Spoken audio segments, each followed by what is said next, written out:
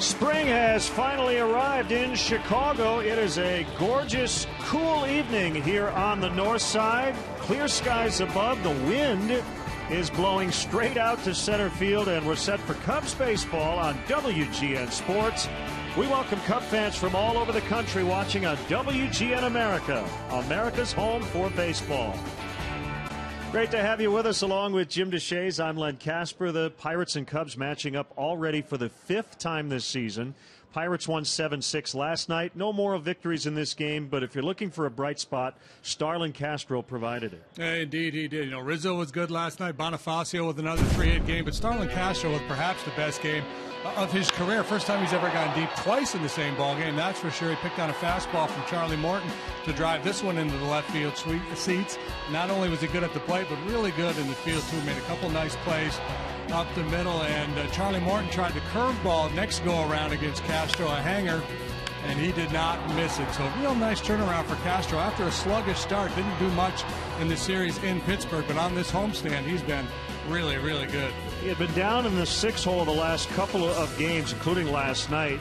Ricky Renteria moving him back up to the 2 hole behind Emilio Bonifacio tonight against Wandy Rodriguez. More on the left-hander in a second, but Jason Hamill will make his Wrigley Field debut for the Cubs tonight. Yeah, how about that? He spent a fair bit of time in the National League with the Colorado Rockies, but his first ever start comes here at Wrigley, trying to follow up a very good performance Thursday in Pittsburgh. He got the win. He worked 6 2/3, allowed just a couple of hits and 1 run. The Cub fans have seen a lot of Wandy Rodriguez over the years. Among active pitchers, his 25 starts, the second most.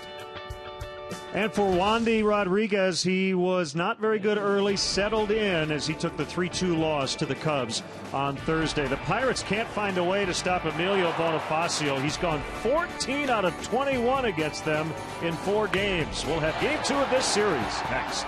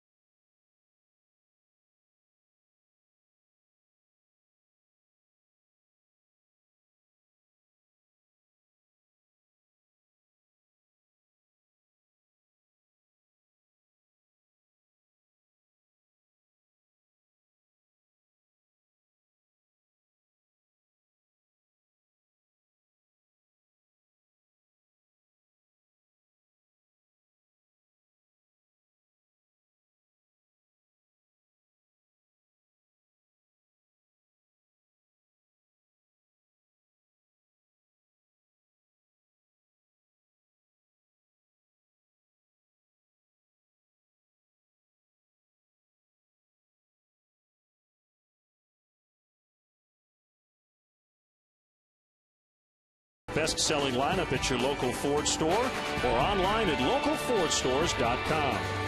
And by Xfinity, your home for the most live sports. Cubs baseball in high definition on WGN TV is brought to you by Xfinity, your home for the most live sports. Tonight's game is available in Spanish on your SAP audio setting, provided by WRTO La Tremenda, Chicago's Spanish language sports leader. Quickly, let's get the Pirates starting lineup. 1 through 8, same as last night. They won the game 7-6. McCutchen always does well here at Wrigley Field. Russell Martin hitting 5th. He had the game-winning sac fly in the 8th. Always have to say it. Wandy Rodriguez, the occasionally switch hitting pitcher. And on the bump for the Cubs tonight, Jason Hammel making his second start. First ever here at Wrigley Field. Thursday against the Buccos. He was really, really good. He's 1-0 because of that effort. His first ever pitch in this ballpark is a strike called on Starling Marte.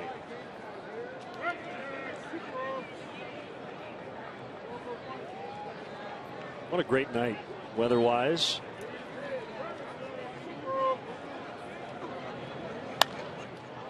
Popped foul and out of play. Umpiring crew, Laz Diaz gets the plate. Joliet native Mark Carlson at first. Scott Barry and the crew chief Jeff Nelson.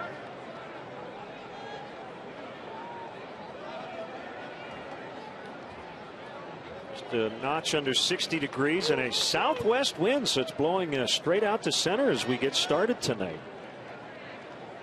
We'll take it, man. You put on a sweatshirt, a light jacket, what have you, and it's very comfortable. Yeah, I don't even need my ski cap tonight. Both these pitchers, Jason Hammel, Wandy Rodriguez, fly ball type pitchers, so that is of some concern. Make sure you keep the ball down. Hammel does have a two-seam fastball that he developed in Colorado. He briefly pitched for Clint Hurdle as a member of the Rockies. Struck out 5, walked only 1 in that start in Pittsburgh last week. A lot of swings and misses. Ground ball to a guy who won a Gold Glove 2 years ago, Darwin Barney. That's the first out of the night. That's a good idea anytime, whether the wind's blowing it out or not. Have him hit it on the ground to Darwin Barney because he's going to make the play for you. Outfield is covered by Like Bonifacio and Ruggiano. Barney's joined by Castro in the middle of the diamond. Olton Rizzo cover first and third. Wellington Castillo is behind the plate.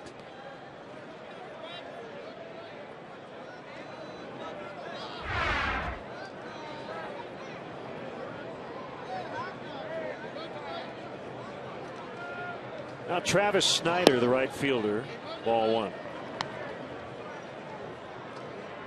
Well, the Cubs have mixed and matched. Rick Renteria trying to exploit the platoon splits. For the most part, Clint Hurdle has remained with a pretty standard lineup. You can use Jose Tabata in right against a lefty for Snyder. Use Gabby Sanchez at first, but pretty much everywhere else he's got guys who will play every day. Yeah, and the games against the Cubs so far, he's pretty much played the same lineup. Tony Sanchez, the backup catcher, got a start in Pittsburgh. Other than that, it's been the same group. Right back to Hammel. Nicely done. 2 away. You can email us, LennonJD@Tribune.com. We're on Facebook. We're on Twitter. Just posted a beautiful panoramic shot of the ballpark tonight. We'd love the follow.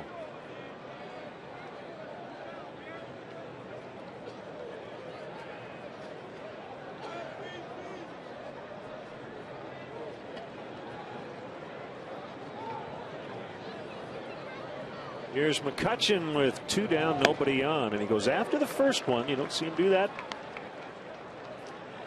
all that much. Foul tip, strike 1.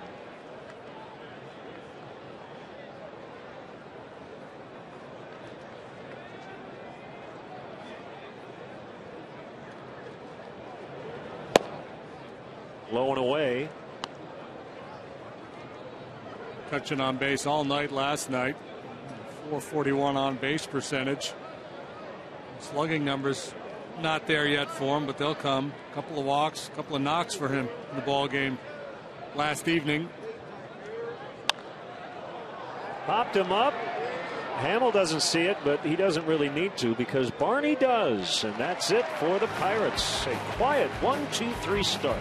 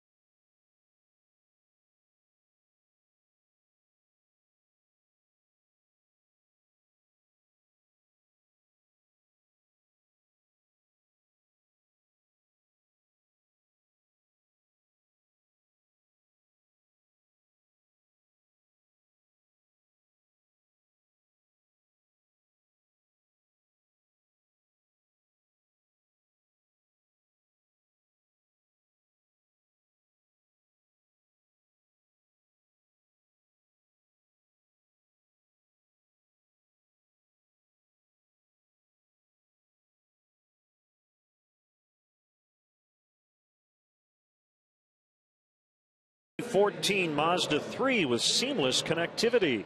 Bonifacio leading the world in hitting right now. Castro, a great weekend, followed that up with a 2-homer game last night. Ruggiano, Rizzo, Alt. Junior Lake will play left. The catcher Castillo trying to get untracked offensively. Barney will hit 8th in front of the pitcher Hamill. And Clint Hurdle has them lined up this way defensively. Marte, McCutcheon, Snyder, left, center, right. Alvarez, Mercer, Walker, Ishikawa on the infield, and also Martin behind the plate for a little lefty, Wandy Rodriguez, 91 and 93 lifetime. He looked a little rusty early on in his season debut. If you recall, last year his 2013 season ended in June. Ground ball, base hit, of course. 15 for 22 for Bonifacio against the Pirates. Can't stop him. You can't contain him. He is wielding the magic wand right now. Walker was cheating a little bit up the middle, and Bonifacio able to exploit that. Yeah, Wandy just 12 starts last year, shut down with a forearm injury, tried to rehab it and rest it. A couple starts and stops down in the minor leagues, trying to come back. Never did make it back to the big leagues last year. Was able to settle in, kept his team in the game last Thursday, went 6 innings. Gave up 3 runs on 5 hits. Well, that's kind of what he's done throughout his career. He's never been a top of the rotation type guy, but just a good, solid, steady performer year in and year out. Usually gives you 10 to 12 wins. Better than league average ERA.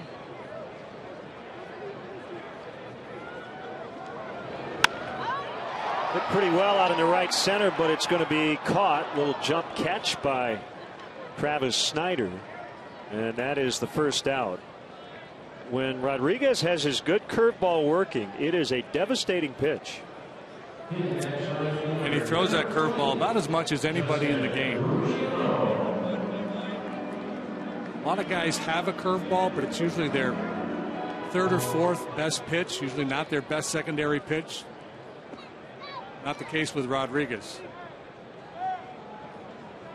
Ruggiano looking for his first hit as a Cub. As we mentioned, Rick Renteria continues to play the lefty-righty matchups.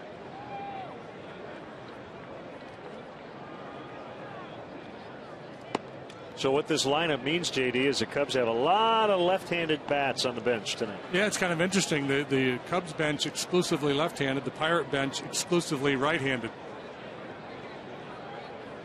And that's a trade-off as a manager. You know, when you load up your lineup on one side of the plate, you're limiting your options off the bench late.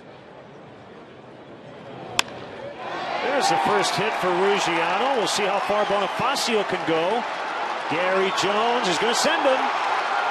And he will score. The Cubs lead 1-0 on the Ruggiano double.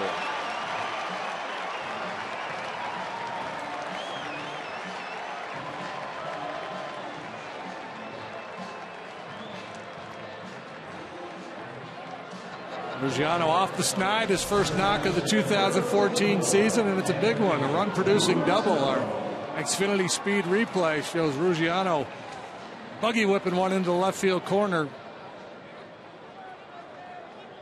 Nice to have this speed on the bases, and Bonifacio able to come all the way around for the first run.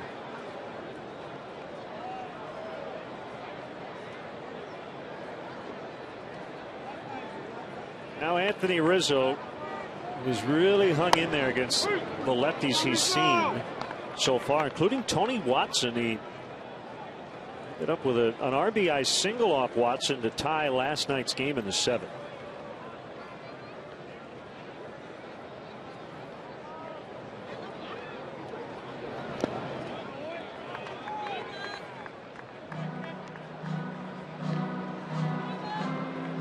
Mean to make you feel old, but Wandy is 35. It's gone by quickly, hasn't it? Debuted in 2005 with the Astros. That's a strike.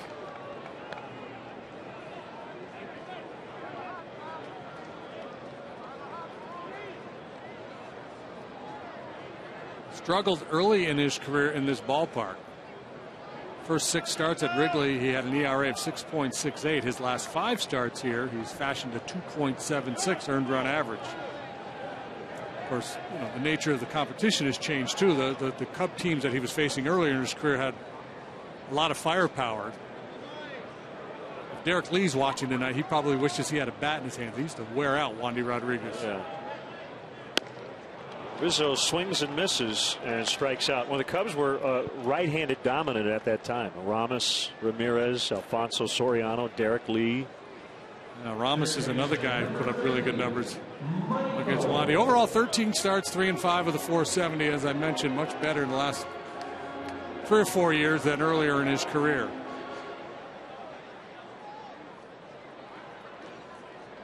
Mike Alt's first career home run was off Rodriguez in Pittsburgh last Thursday. To the opposite field, no less. Curveball, strike one. Right-hander for the Pirates tomorrow, but we still may see Alt and Lake in the lineup. Inside for a ball. Fastball at 88.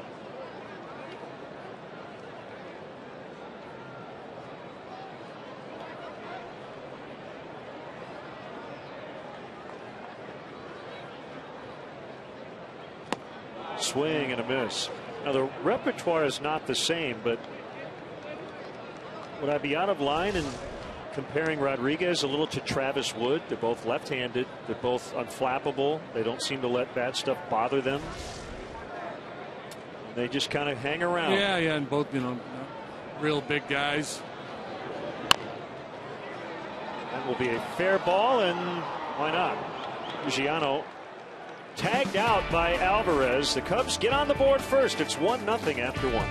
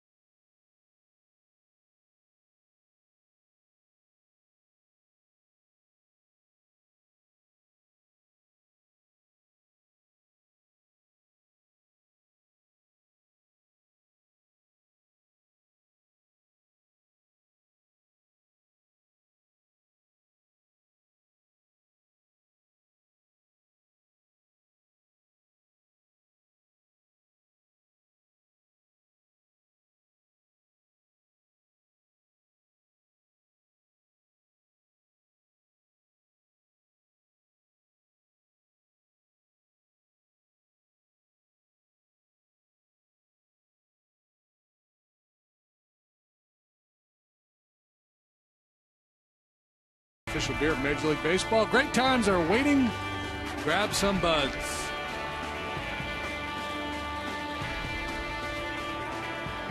Emilio Bonifacio to a stellar start, scoring the first run of the night. Pedro Alvarez will bat to lead off the second, and the Cubs shifting, and not only shifting, the third baseman is Mike Alt. He's playing the deep spot between Rizzo and Barney.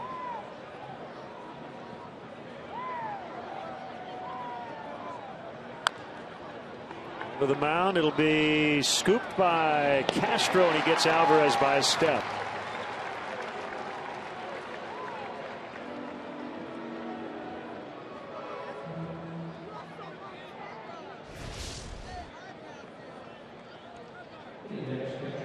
Alvarez likes to pull the ball. He just pulled off that one, a little tapper, and Castro in to finish him off. And I think the reason why they had Holt out there in shallow right field as opposed to Barney, obviously the closer you are to home plate, the more range you need to have. So Barney with more range, more capable of making the play up the middle. If Castro didn't get that ball, Barney would have had a chance to make a play, and that's an easier play for him to make than the play he's more accustomed to making, throwing back across his body and ground ball like that.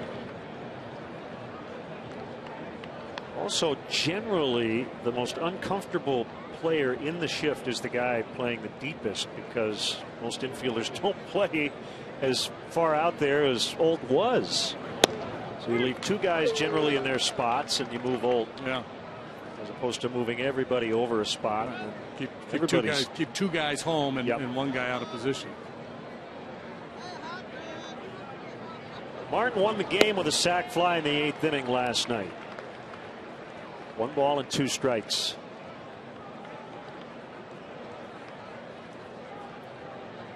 He's talking with his manager, Clint Hurdle, who has been encouraged by his team's commitment to having really good quality at bats. They've walked more here early on than they did at this time last year.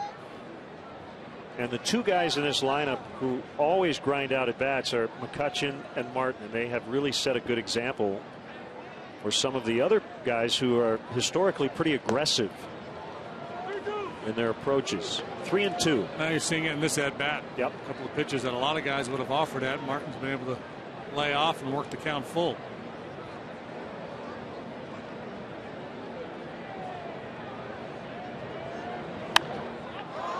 Popped up. We'll see if Castillo or Rizzo has a play, and dropped.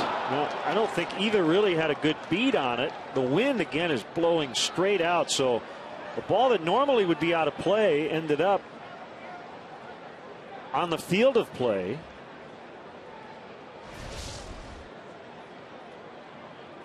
I think where he started is where he thought it was going to land. You see where Anthony had headed over towards the Pirate dugout.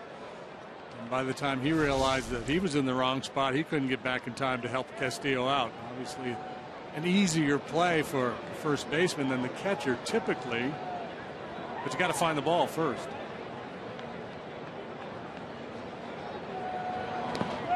And Martin couldn't hold up. Castillo will throw to Rizzo. First strikeout for Jason Hammel.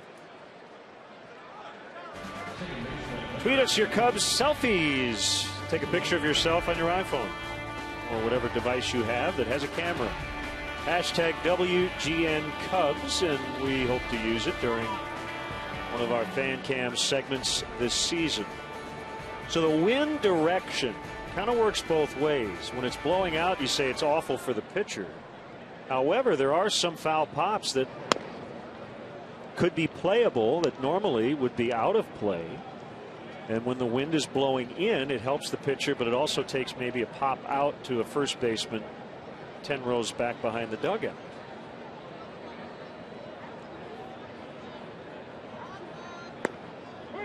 If you're a glass is half full kind of guy and the wind's blowing out like this, you say, yeah, but foul pops are going to come back in play. If my guys can catch him, I'm good. I seem to recall Greg Maddux saying that the wind blowing out was actually good because it helped the movement on his sinker. I don't know if he meant it. Yeah, I think throwing into the wind could get a little movement. I was throwing into the wind. I just was worried that the ball wasn't going to get to home plate. Come on, man. Passing through quicksand on the way to the catcher. Hamels 2-1 to Walker. Just missed. 3 balls and a strike. What we're seeing from Hamel here tonight is what we saw last time out. Those weak contact. You get those infield pop-ups like that. It means you're overmatching guys with your fastball, and he's got a real crisp slider again here tonight.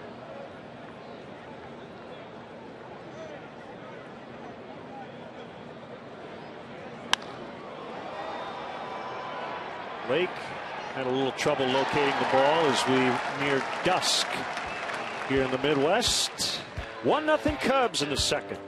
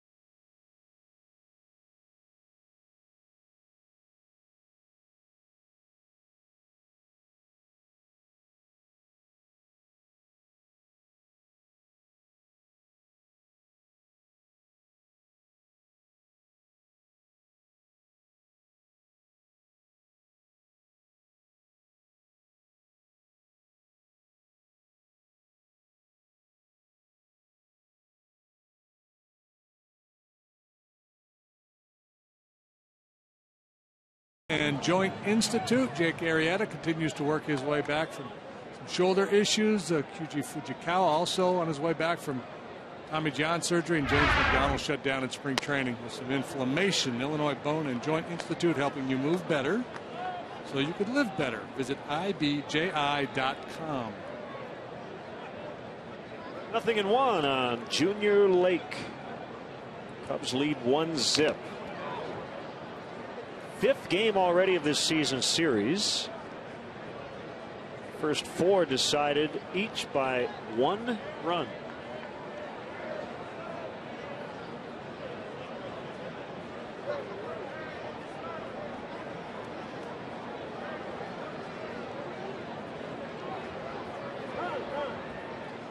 Last year the Cubs 7-12 against the Pirates,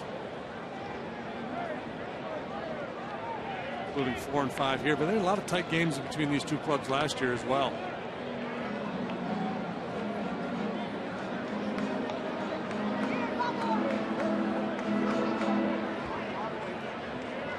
So Rick Renteria has made history, big league history, and I guess 2014 history. He was the first manager to utilize the challenge system last week in Pittsburgh, and last night he was the first manager ejected from a ball game this season. Jeff Nelson can't argue balls and strikes. Ricky came out to argue balls and strikes, got the thumb. Second time he's been ejected from a major league game. The other time he was a first base coach. And he said, I got tossed out a lot as a minor league manager.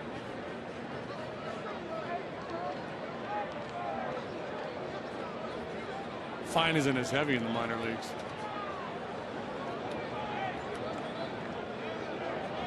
Two on the way. He struck him out.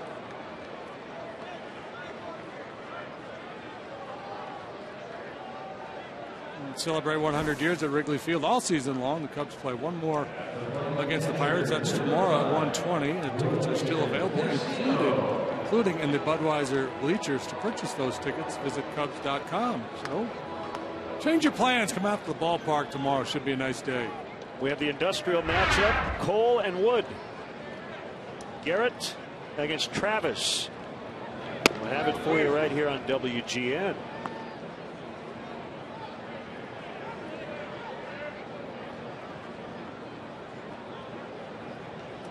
Two hits for Castillo, one a home run.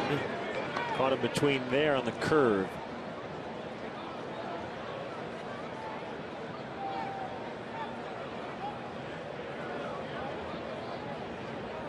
Saw some comments he made recently about trying to separate the offensive game from being a catcher, and it's not easy. One has nothing to do with the other, and it's very difficult to separate them.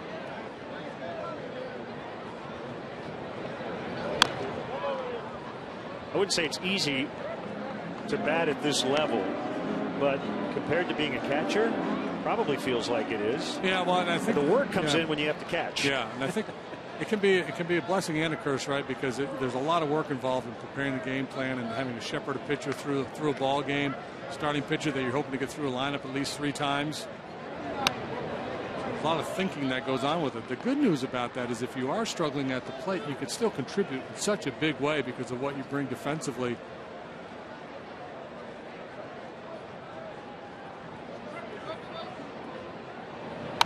Just talking with Mike Borzello, instructs the catchers, and he told me he counted 27 blocked pitches by Castillo in the 16-inning game a week ago tonight in Pittsburgh. There's Mike. 27 without an advancement on the bases. And he's been around the game a long time. He says, I don't ever recall that many. Well, it's the ability to block the ball and keep it in front to prevent that advance. That's the key. I mean, most pitches in the dirt are relatively easy to block. Some are not. And you've got guys looking to take advantage of that ball in the dirt. But if you keep it in front, keep it close to your body, you can save a lot of runs. Well, he just took a walk after starting the sequence 0-2. Now, the other thing, JD, we tend to put wild pitches on a pitcher. It goes on his record. But when you add up the total over the course of a season, it is a catcher's stat. Mm-hmm.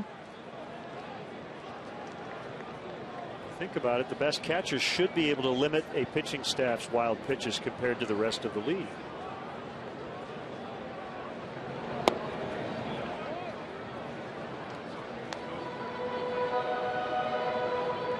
We talked about all the starts that Wandy has made against the Cubs over the years, but this current group of Cubs, there's not a lot of hitters. We've seen a whole bunch of them. Barney's had 22 at-bats, and he's done a nice job. Barney hitting in the 8th spot, and he drills this one down the line, and it will be caught in fair territory by Marte, right up against the sidewall padding. Nice play by Starling Marte. Nice play and well positioned. He was playing Barney a step or two at least to pull. Otherwise, he might not be able to get over there in time to make that play.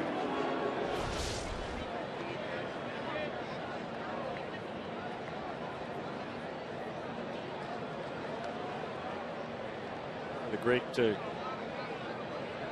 quirks of this ballpark is where the foul line meets the wall in the corners. It not only meets the back wall, it meets the side wall.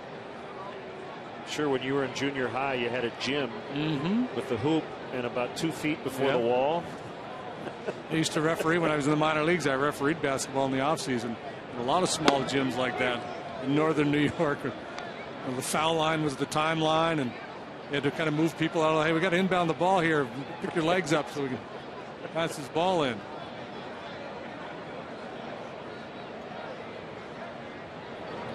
Hamel broke his bat as he grounded back to Wandy, and he will could have just walked over, but he flipped it to Ishikawa. 1-0 Cubs after 2.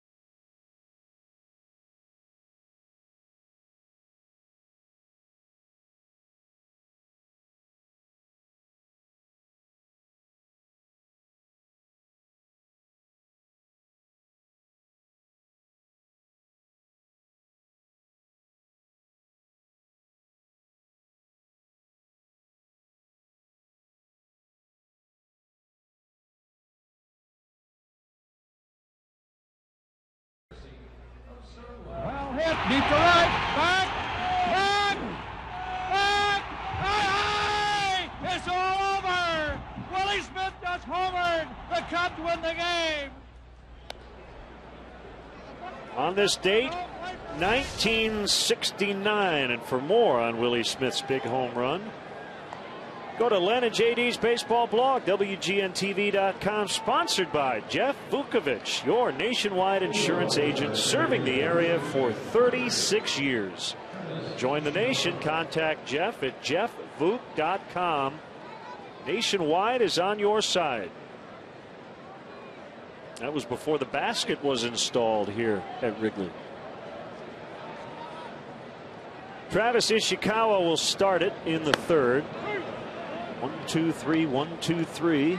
so far for Hamill in the first 2 innings. Ishikawa with a triple and 2 RBIs last night. Off to a pretty good start.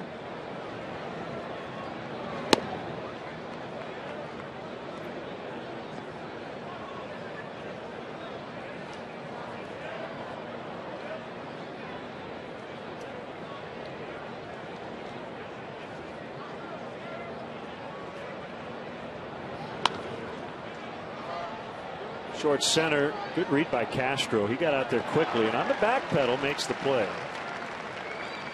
Another soft pop up. This Saturday's forecast calls for 70 degrees and sunshine, which is perfect weather for the 9th annual Race to Wrigley presented by Athletico Physical Therapy. Starting at Wrigley Field, participants will run through the beautiful Lakeview neighborhood and finish under the legendary Wrigley Field marquee. To register, visit racetorwrigley.com. Still a limited number of spots remaining, but we suggest you jump on board quickly.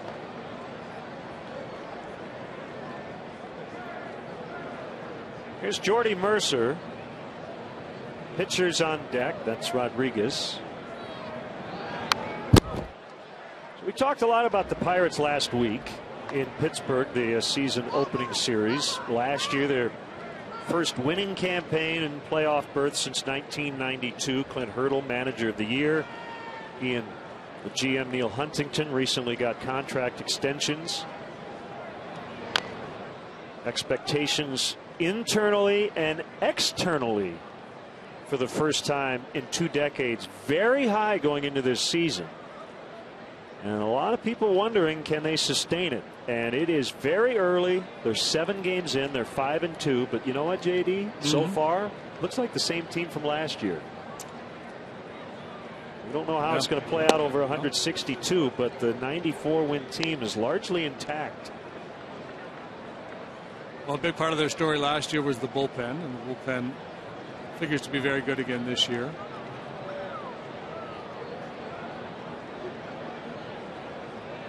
It's a good lineup, not a great lineup.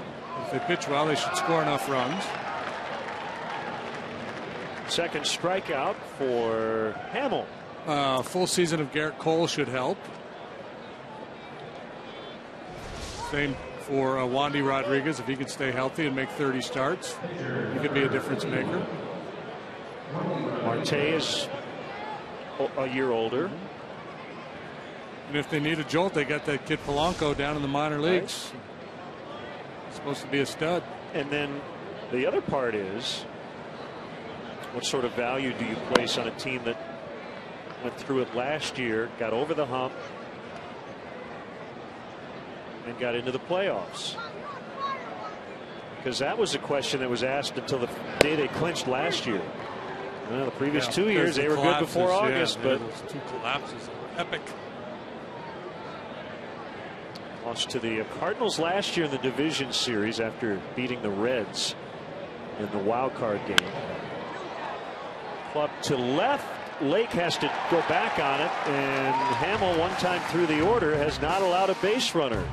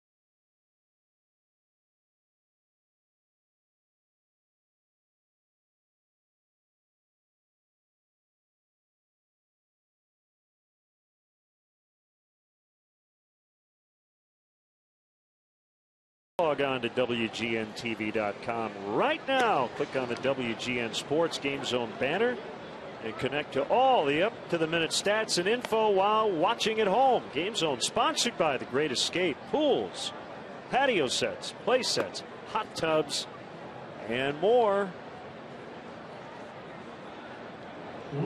Cubs lead 1-0. First inning run off Wandy Rodriguez. Bonifacio, Castro, and Ruggiano here in the bottom of the third.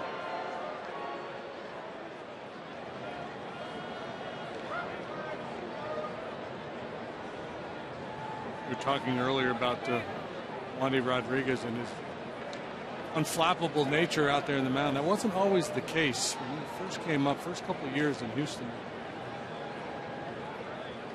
Things tended to snowball on him, you know, big innings, so you get a little bit of trouble, and obviously he was able to turn the page on that.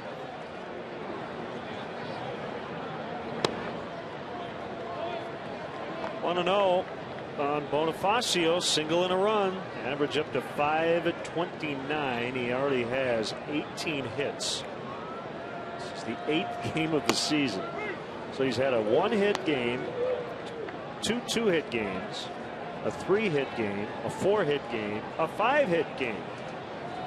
Elias saying he's the first player in modern history to do that in a team's first 7 games of the season. Since 1900.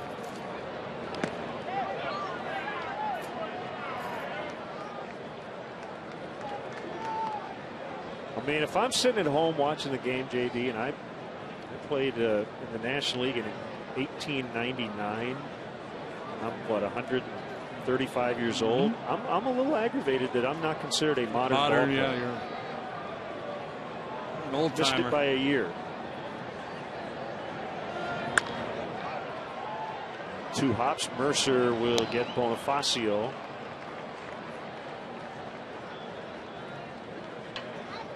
Celebrating 100 years of Wrigley Field, and join us on WGN April 20th, 7 p.m. Central Time. A 2-hour look at this great ballpark, a century celebration, encore presentation on April 26th at 4 o'clock on WGN and WGN America.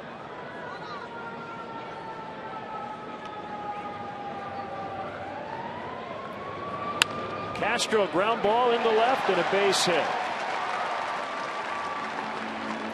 He's seeing it and reacting, not thinking too much, just trusting his skills.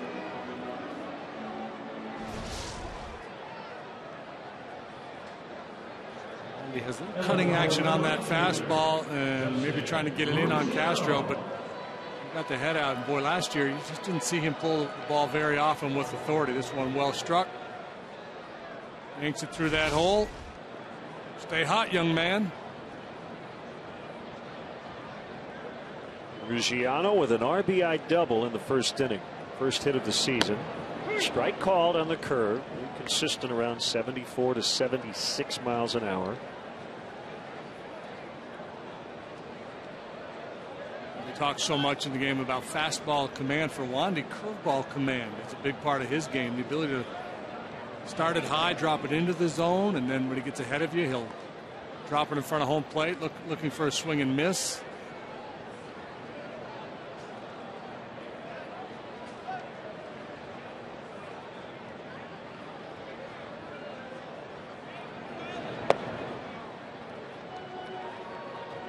Ruggiano came into this game 1 out of 8 against Wandy. His 1 hit was a home run. Now he adds this. A dangerous spot for Rodriguez because he is not a hard thrower. That fastball right over the heart of the plate and up. This fastball will typically sit around 88, 89 miles an hour. Curve strike.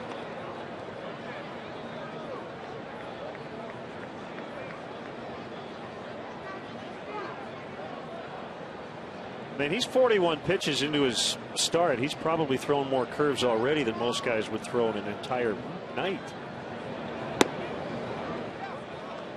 Well, I looked it up on FanGraphs. Last year, the league through curveballs 9% of the time. Okay, 9%. 1 out of 10 or so, 1 out of 11. Wandy throws his about 35%.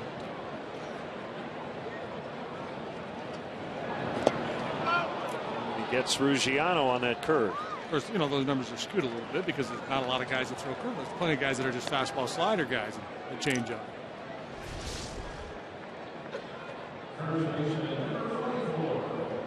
That's the swing and miss one there. He's bouncing in the dirt.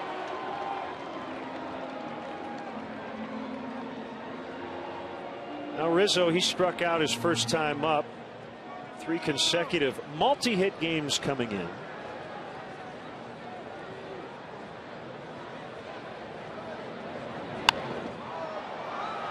Down the left field line toward the bullpen, and because of the shift, Marte and Alvarez cannot get there.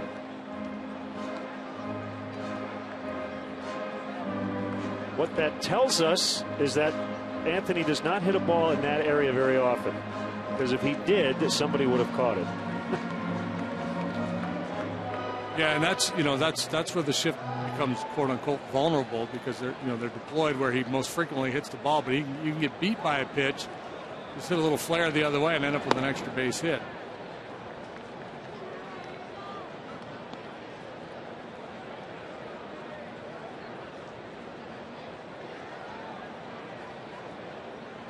His own batting practice has worked a lot.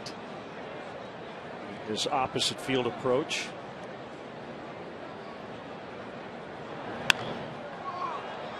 Another ball in a similar area, just out of play.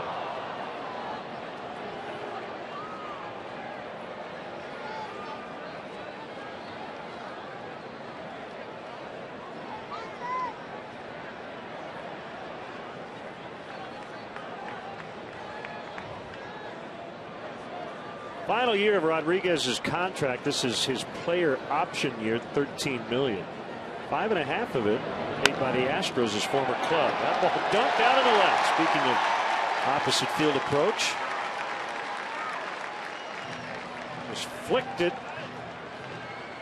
the other way for a base hit. Well, I've talked to a lot of really good hitters over the years, and they say, when they're up against a tough guy, whether it's a tough left-hander for a left-handed hitter or just a guy with really good stuff, their mindset is, I'm just in battle mode all night long. If I can get a knock and a walk, I've had a pretty good night, and then the next night there's probably a guy I feel a little bit more comfortable with, and that's where I'm going to inflict some damage. So we've seen that with Rizzo against the left-handed pitching here early, not taking big swings, just willing to punch it the other way. Doing a real nice job.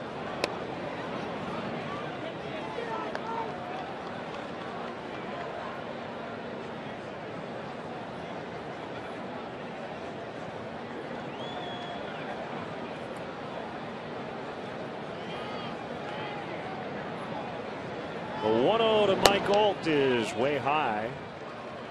2-0.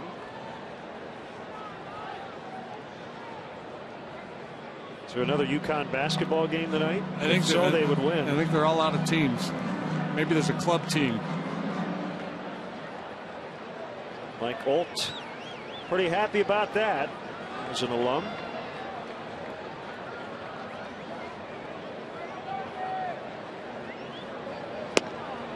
Big rip at that one. Changeup. Yeah, that's 2-1. That's the third weapon for Rodriguez. He's got a good changeup.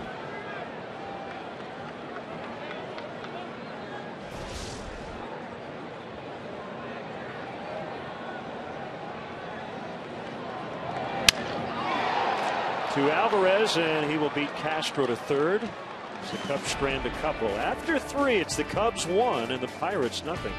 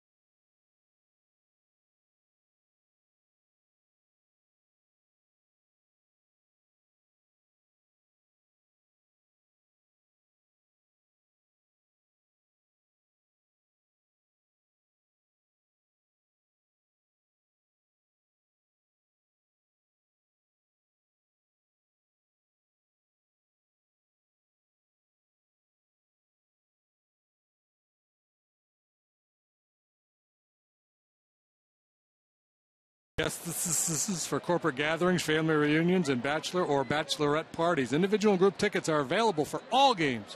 For more details, go to WrigleyvilleRooftops.com or call 773-248-ROOF. Marte takes a breaking ball for a strike. Jason Hammel, first start ever in this ballpark, and it's been very good early on. Two-seamer running inside, 1-1. Going a little east and west there on Marte with the slider away, then the fastball in.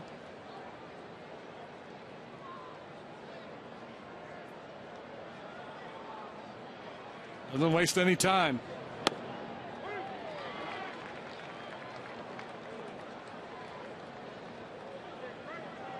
Years ago, when Ray Miller was the pitching coach of the Pirates, he had his pitching staff wearing T-shirts with the slogan, "Work fast, throw strikes, Babe Ruth is dead." Trust your stuff.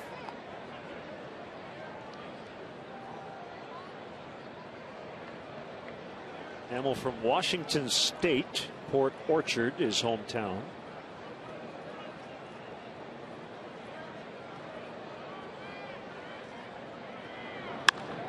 On the ground, Castro diving stop, up quickly, throw to first, out, what a play. Wow. That was pretty spectacular. Big time play. You got a speed demon going down the line. It's about as good as it gets right there. How quickly he got to his feet. Perfect throw to the outstretched Rizzo.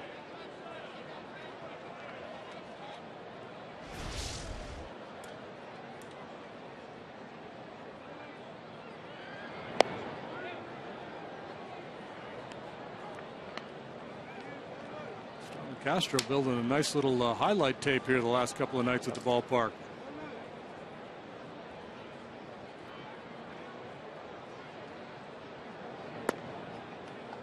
You're so old-fashioned. Use the word tape. Highlight. Like I said, real. He's building a nice VHS.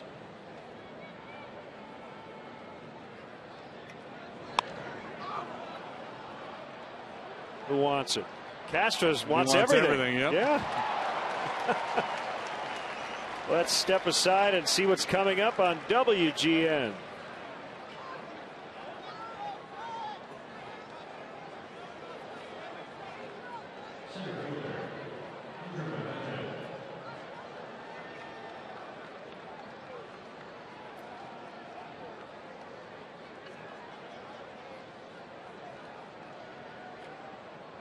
Cubs trying to even up the series. Normally you would not see a shortstop backpedaling, making a catch that deep into the outfield, but Bonifacio playing maybe a few steps deeper than he normally would because of the wind factor.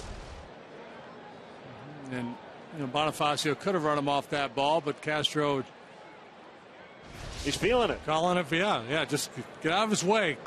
He's like the shooting guard. Just give him the ball. Everybody else move to the other side of the court and let him go.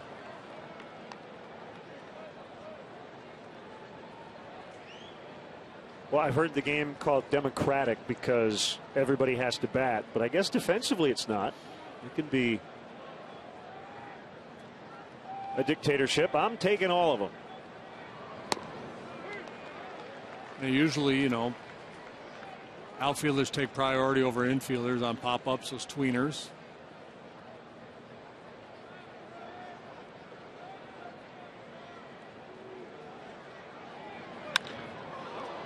That's hit well, but Bonifacio again playing pretty deep. And McCutchen lines out. Hey, be kind. Rewind.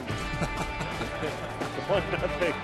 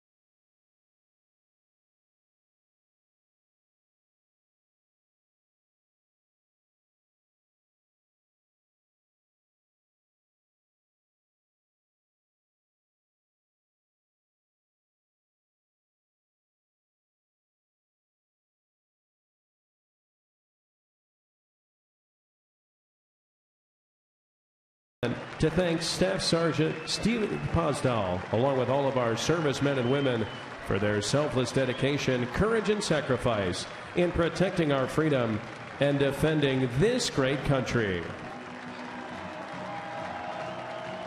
Staff Sergeant Kyle Posdal, Chicago native, currently serving as an Air Force recruiter here in Chicago. Great to have him here at the ballpark. Got a nice hand. As the Cubs will bat in the bottom of the fourth, the Pirates without a base runner against Jason Hamill as Lake looks at a strike from Rodriguez. Maybe that one's a little off the plate. Junior Lake wore out left-handed pitching his time with the Cubs last year. Bunted toward first, but a little bit too hard, and Ishikawa will get him.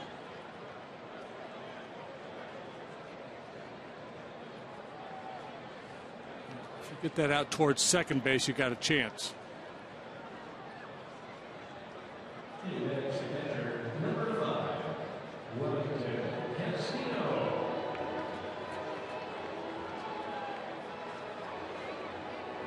Six-run eighth for the Rockies today, and a 10-4 win over the White Sox. Former Cub DJ LeMahieu had 3 hits.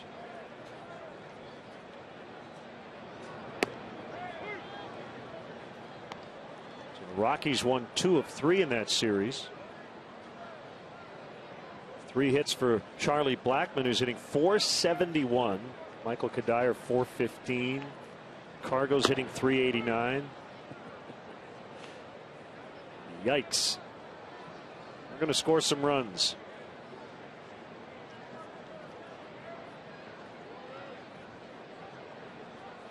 Padres and Indians, an interleague doubleheader. They split it today. And, not much offense. Cleveland won 2-0 in the opener, and the Padres a 2-1 winner in game 2. 1968. I think when those two teams match up, the Padres should wear their all brown and yellow uniforms, and the Indians should wear the Frank Robinson all red top and bottom. How would that look? It's a good visual. Look like a softball tournament. Yeah, it would. Line drive will drop in front of Marte. Base hit Wellington Castillo. On for his second time.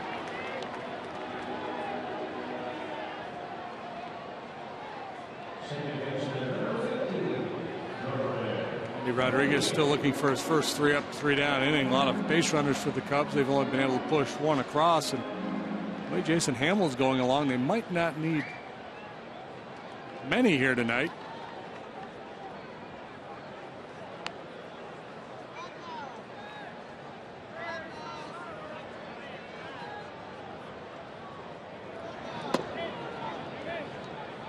Last time up, Darwin Barney whacked the ball down into the left field corner, and Starling Marte was able to go over and make a play on it. And there's the reason why. Look how much they play him to pull.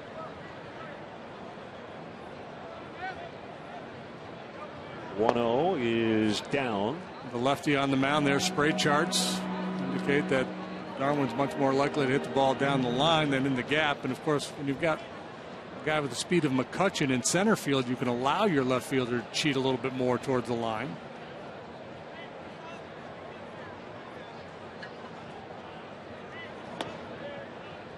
.3-0 with the pitcher on deck.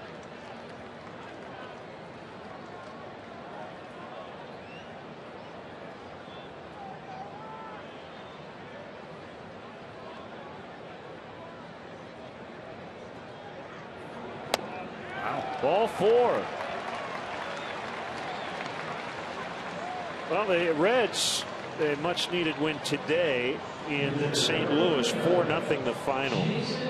And normally a sac fly has to travel a little farther than this one. Billy Hamilton tagging at third. And scores relatively easily. The fastest man in baseball. Yeah, I think every club is on high alert now. You know, Billy Hamilton, but we talk so much about the stolen bases. But if you're an outfielder and he's on third base, you better make sure you square up behind those pop-ups. Wanted foul by Hamill. Was that John Jay in right field? I believe it was. And you see, as he was catching that ball, he had to make a little move to his right. Shane Robinson. Shane Robinson.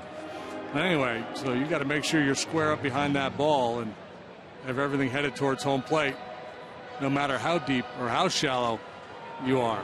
You can make no assumptions with that kind of speed. It was a left-handed thrower, though, wasn't it? I think it might have been Jay. At any rate, 1 strike on Hamill.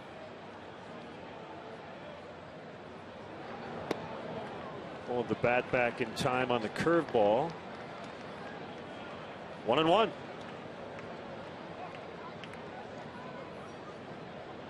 Used to be when you were trying to prevent a guy from getting a bunt down, you were taught high fastballs. And that is a pitch that'll get popped up a lot. But I would think that curveball of Wandy Rodriguez would be really tough to bunt. Gets it down. Rodriguez only has 1 play. Walker covering. Actually done by Hamill.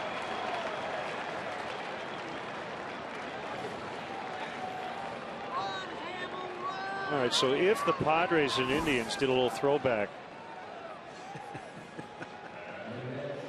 Oh, my goodness. CC Sabathia on the right. I like it. Yeah, it must have been a throwback day.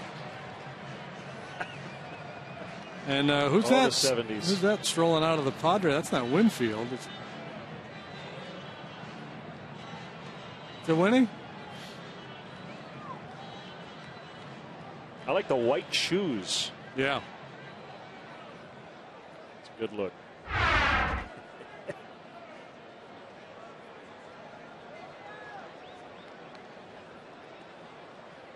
Well, big chance here. Last couple of days, the Cubs have been really good with runners in scoring position.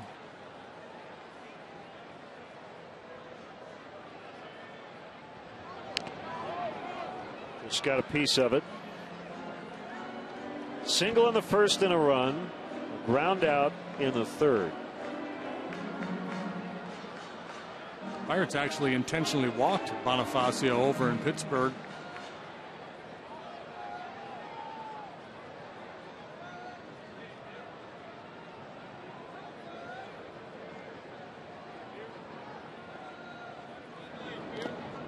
Smothered by Martin.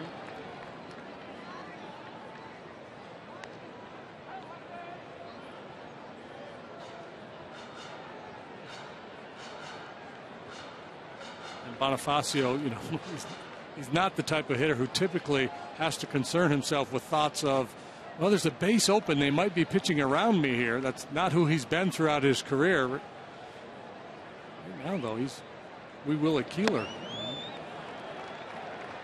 2-1. In that Cardinal loss today, Alan Craig not in the lineup. He has started the year 3 for 31, and it was John Jay who replaced him in right. So I don't know if that's good or bad that the Cubs are catching Alan Craig off to a cold start when they see them Friday night. Here's a pitch. Swing and a miss. 2-2. A little bit of a different look for the Cardinals. Matt Carpenter's gone from second to third. Colton Wong's playing second. Mark Ellis is on the DL. Got Peter Borges. That David Freese trade in the offseason. Matt Adams is playing first. Yep. Alan Craig now in the outfield.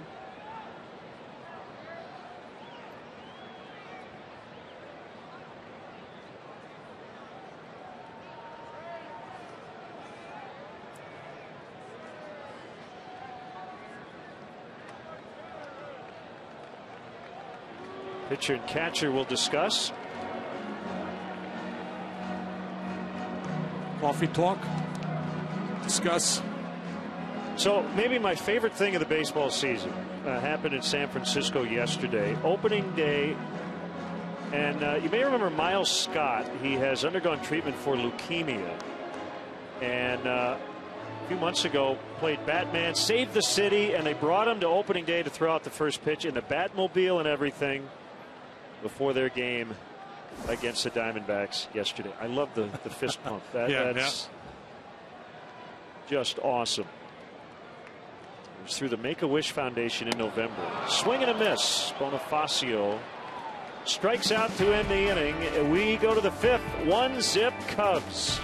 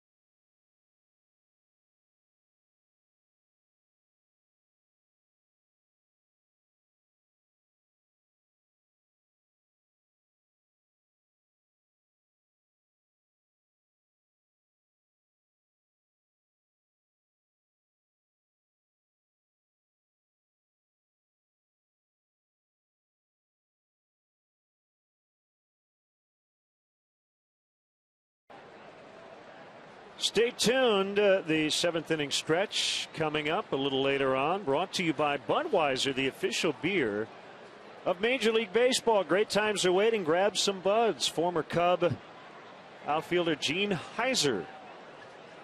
5 years with the Cubs in the early 1970s.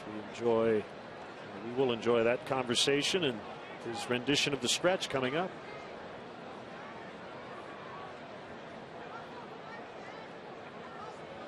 Jason Hamill back to work in the 5th.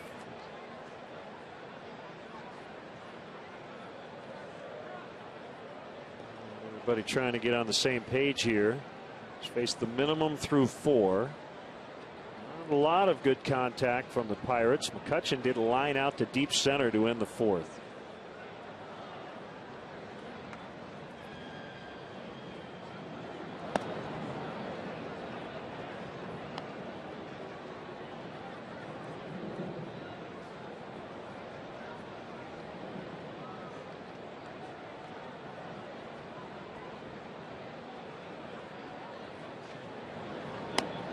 Big swing.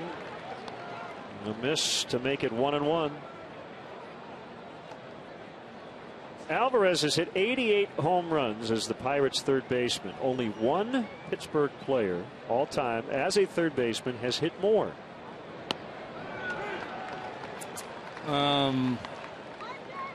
88 home runs. Yeah, the leader with 120. And at one point was a Chicago Cub. Much later after he played for the Pirates.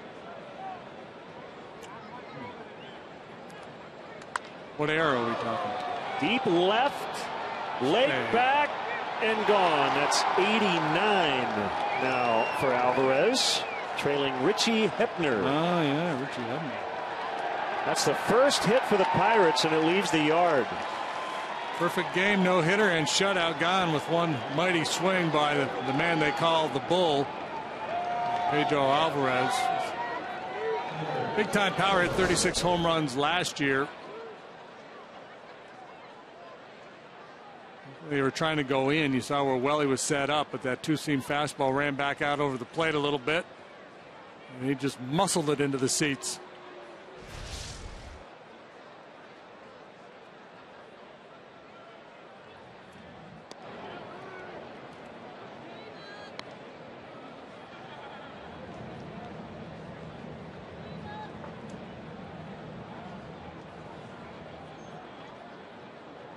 1-0 to Martin. Strike called.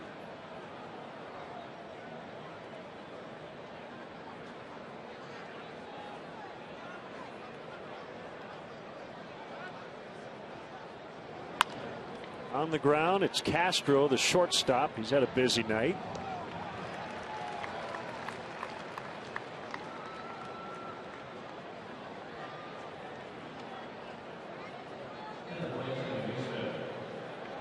Good one brewing in Philadelphia. Matt Garza, the former Cub, pitching and still on the mound for the Brewers in a 4-4 tie as they play the bottom of the 6th. Carlos Gomez has hit his 3rd of the year. Yesterday, Ryan Braun hit 3 for Milwaukee.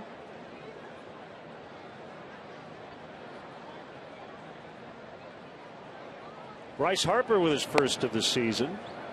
The Nationals, though, are trailing at home against the Miami Marlins 5-4 as they go to the 6th. Miami led 5-0 after 2.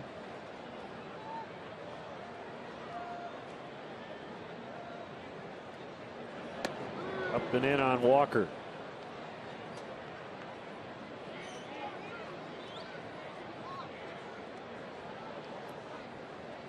Braves shutting out the Mets as they bat in the bottom of the 8th, 4-0. Jason Hayward with number 2 on the year. Up into the wind. Bonifacio has just enough room. Ball really carrying tonight. And that's the one that when you're on the mound and That's when it a leaves hold the your bat, breath, huh? you just start begging, stay in here. Don't you dare get out of this ballpark. A lot of times you take your cue from the outfielder and you see Bonifacio start to settle into it and you take a deep breath and you go, okay.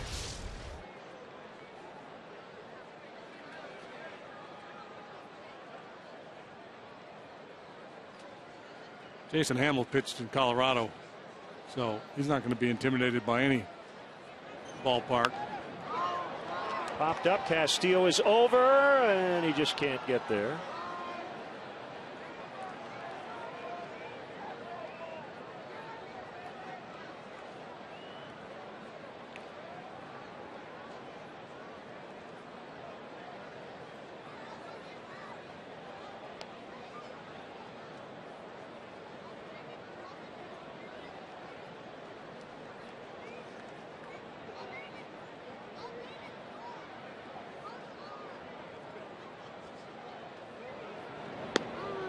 That's a strike.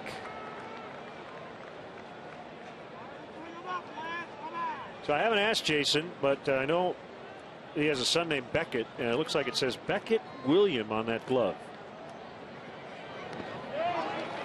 Ishikawa strikes out, and the inning is over. The Pirates have 1 hit, but they have tied it up on the Alvarez leadoff homer.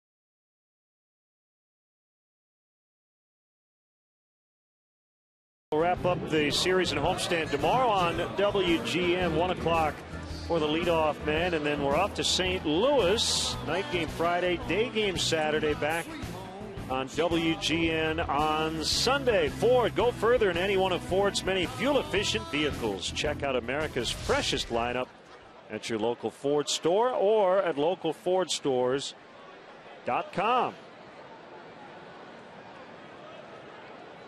Back to even one apiece on the Alvarez homer. And a 1-1 count on Castro.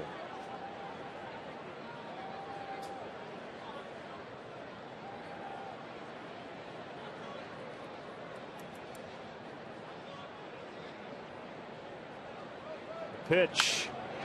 Line shot to Travis Snider.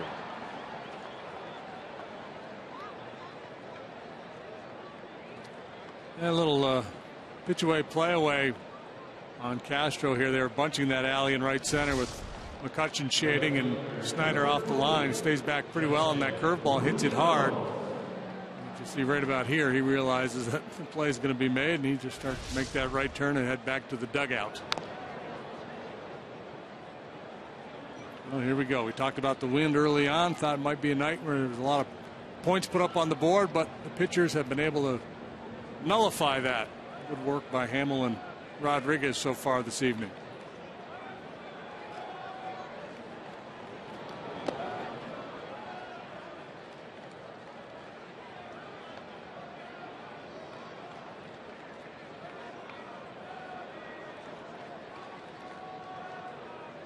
One to Ruggiano is low on a curve.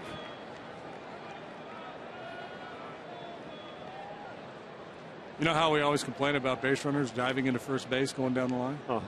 Josh Hamilton out 6 to 8 weeks. Oh, that's how he did it. Yep. Head first slide, injured his thumb. He's going to have surgery. Yeah. Torn ligament in his left thumb. 2-2 fastball off the plate inside, 3-2.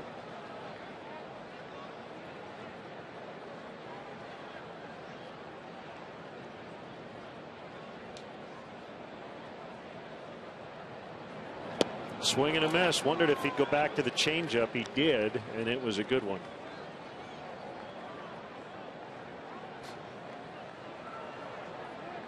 The Chicago Cubs baseball summer camps offer children ages 5 to 13 of all abilities the ultimate major league experience for 6 one-week sessions in various Chicago area locations. Join fellow teammates for a week of top-notch baseball instruction, exclusive access, and unforgettable moments. Visit Cubs.com/camps to find your future Cub up today. Swing and a miss by Rizzo. 40 career homers for Anthony. 39 as a Cub. He hit 1 as a Padre. And he has connected 12 times off lefties in his career.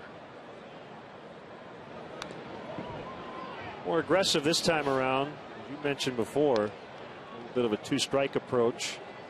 Base hit the other way. That was a home run swing. Now maybe the two-strike approach.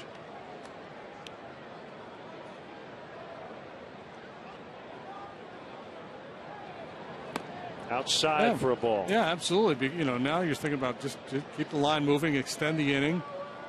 You know, he's strong enough, even if he's spread out and he's not using his lower body, he's still, if he gets a hanging breaking ball, he's still capable of yanking it out of the ballpark.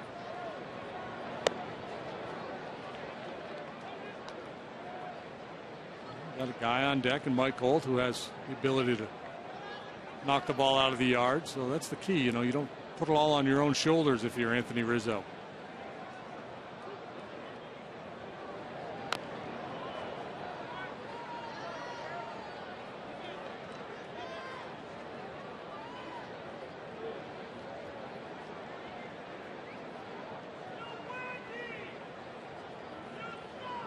Cut down on the strikeouts the second half of last year. His walk rate went up. McCutchen running, and he won't get there. It'll drop for a base hit. Rizzo, big turn. He gets halfway to second and heads back. 2 out of 3. Yeah, and you know, the other thing about Anthony Rizzo, when you break his numbers down from last year, his batting average and balls in play was a little bit lower significantly lower than league average, and that speaks a little bit to, not great contact and also bad luck. So, nothing like a little good fortune too from time to time. He gets jammed here, but we'll find a little real estate out there in left center. It's very early. He's not swinging and missing nearly as much as he had in the past, and so the trends are good, but yeah, it's still early. Well, the real challenge, right, over the course of a long season is when you do get into the funk, how do you handle it? Because you know it's coming. Holt golfs it high to left. Still going back. The wind pushing it into the basket. A home run, and it's 3-1.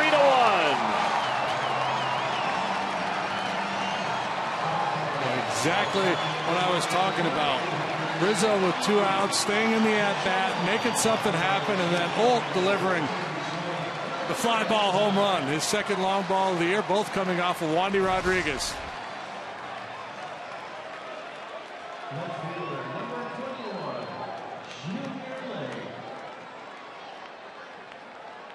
Hit it high, let it fly.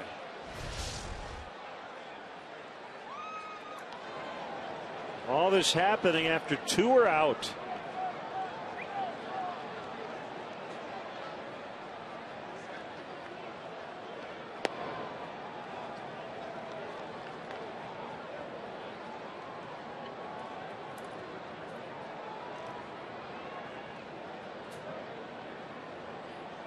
Hitters count here for Lake. The pitch.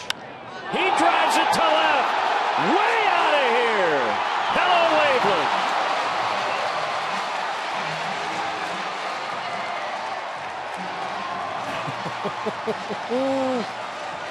That ball was crushed. That one needed no help at all.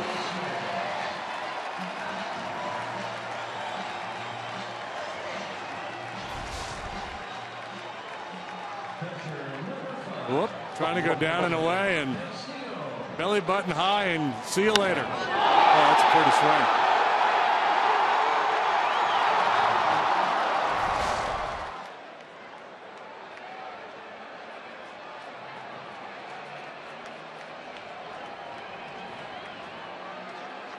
With back-to-back homers, Ray Searage out to the mound.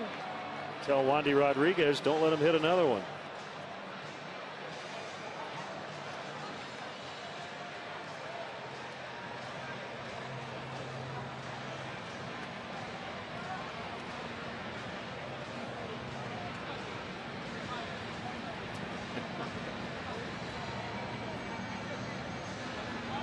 Holt, by the way, has 2 hits. Both have been home runs this season. Rizzo discussed things. Fascio and Lake. Everybody wants to hang out next to the guy who just hit the home run. Yeah. It's like the kid who's having the birthday party.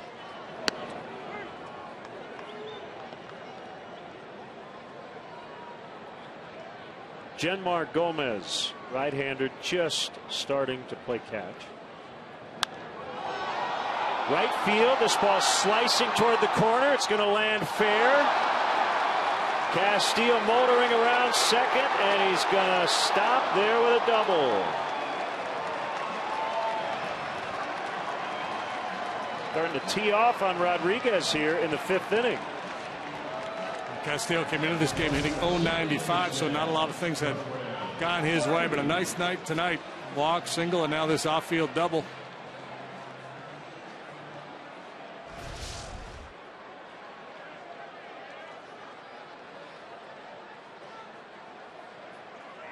Four consecutive 2-out hits. They will intentionally walk Barney and face the pitcher Hamill.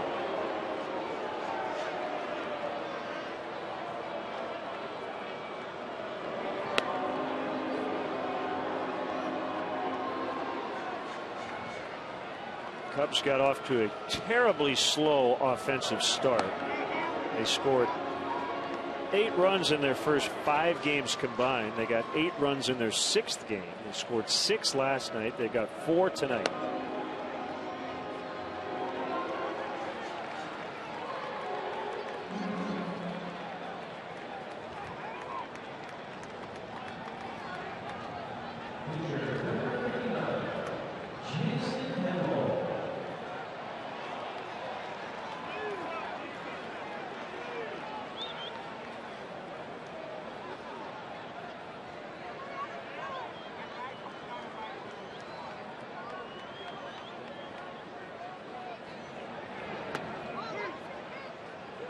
Curveball, strike one.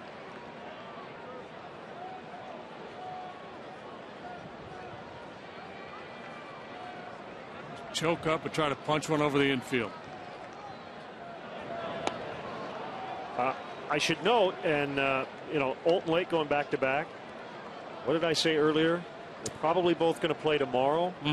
That decision might have been just was already made, but if they're in the lineup tomorrow, it's not because they went back to back. Talking to Cubs manager today, that was already kind of on the table. That might have put it in pen instead of pencil, but he was planning on getting them back-to-back starts.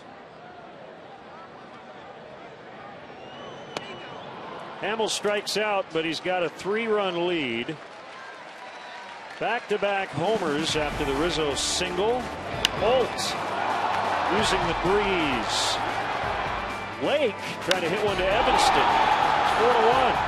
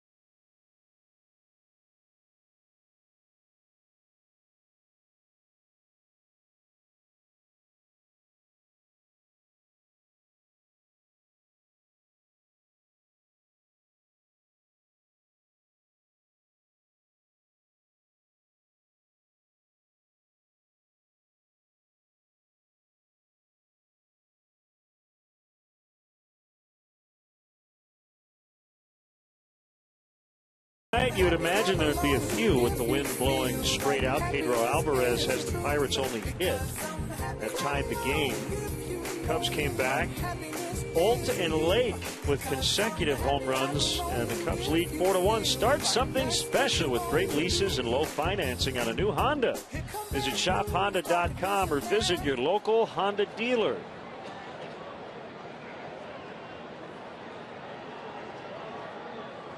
A 3-run lead now for Jason Hamel.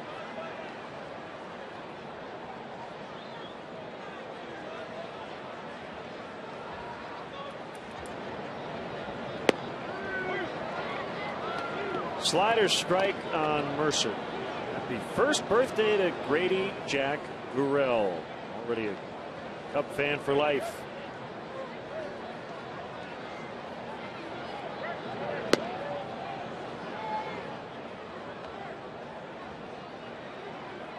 Happy 70th birthday to Rick Albright.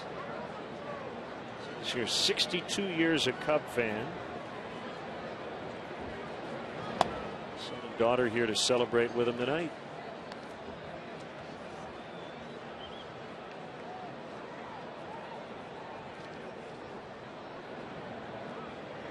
Picked a good night. Weather's great. Baseball has been entertaining. Home team is winning. Dogs are always tastier and the beer's always colder when the home team's winning.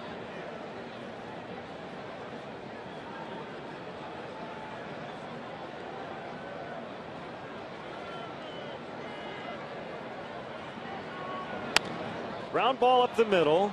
See if Barney can make the play here. Gets rid of it quickly. Wow.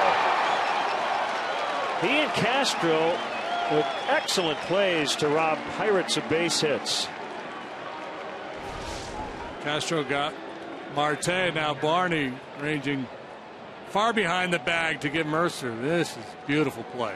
A little help from Rizzo with that stretch too. Like Gumby.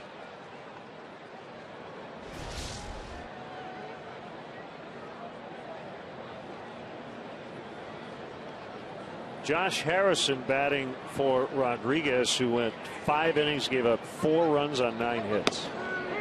A slider for strike 1.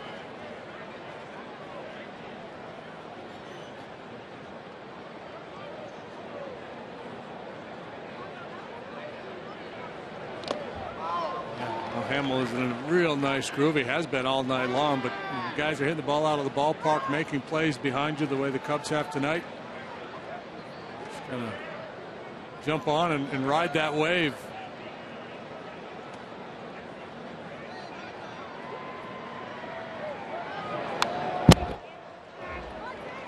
Spoiled it. Still 0-2.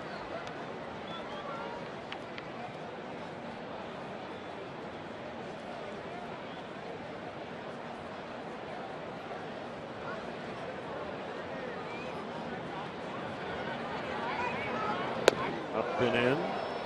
One in the Bronx tonight. Orioles and Yanks 3-3 in the 8th. Scope his first for the Orioles. Beltran and Johnson have homered for the Yankees. That's a Tanaka start tonight. It is 10 strikeouts in 7 innings for Masahiro Tanaka. Harrison fans, 2 down.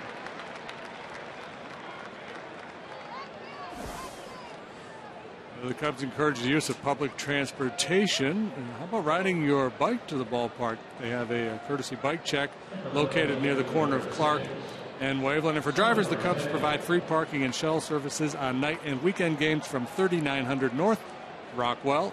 For details, visit Cubs.com.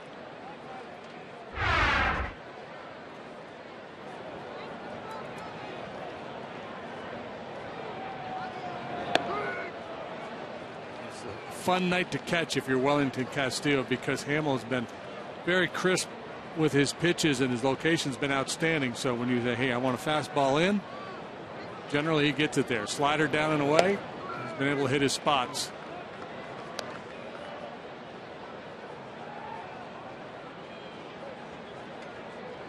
A little scouting trip. See the White Sox pretty early this year. In May. A chopper to Barney. That's it.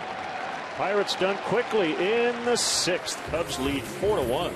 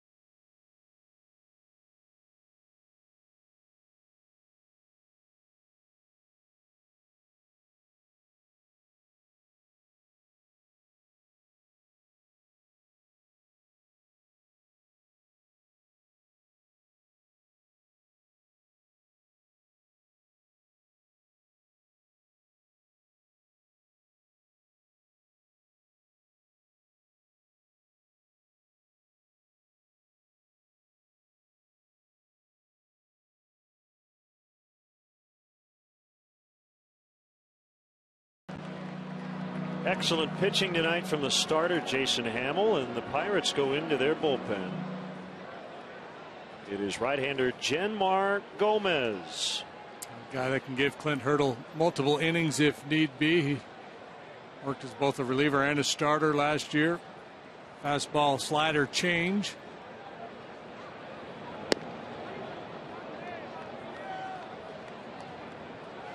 Good sinker there.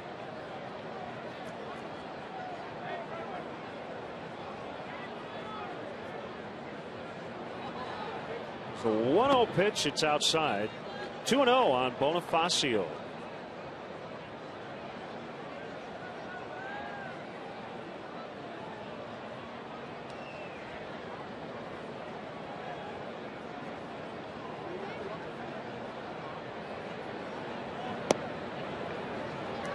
Low, 3-0. Taking all the way on 2-0. Certainly will be again here. 3 balls, no strikes.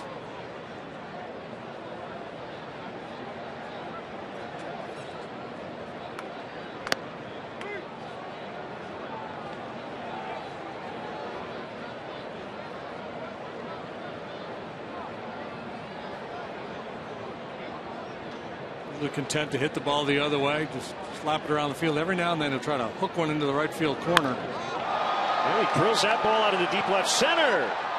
Off the wall. Played well by McCutchen, but Bonifacio has himself a double. And he's got another 2-hit game tonight.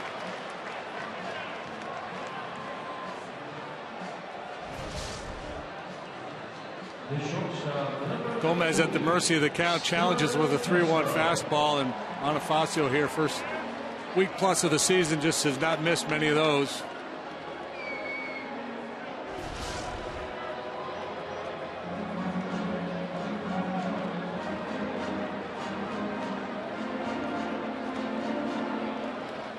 Keeps this out, and they'll be rolling out the Emilio meter.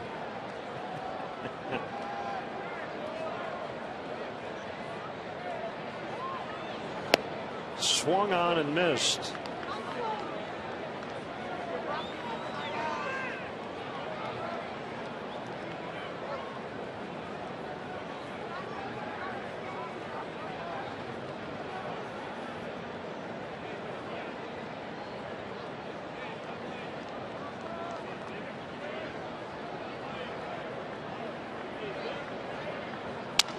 Broke his bat as he grounds to the shortstop Mercer, who thought about third, but then decided to get the out at first. Let's step aside and see what's coming up on WGN.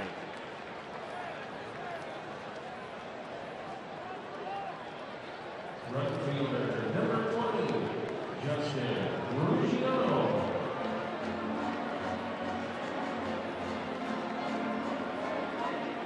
Beautiful Wrigley Field on a gorgeous night as the Cubs try to even up this series. The Pirates have their infield in against Justin Ruggiero, and he takes a fastball for a strike. Yeah, things can turn around in a hurry on a night like tonight, the way that wind is blowing. So you want to take advantage of these opportunities. Lead off double, and Bonifacio able to get to third. Just one out. Big chance here for Ruggiero. Already driven in one tonight.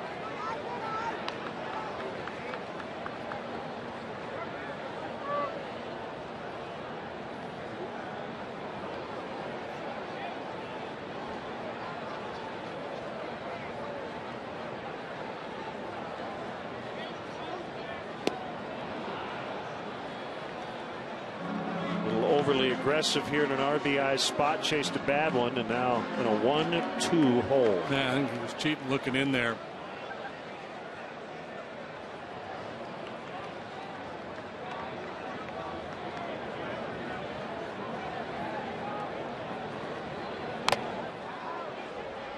Took off the mask of Russell Martin. I like that matted helmet. That's sharp.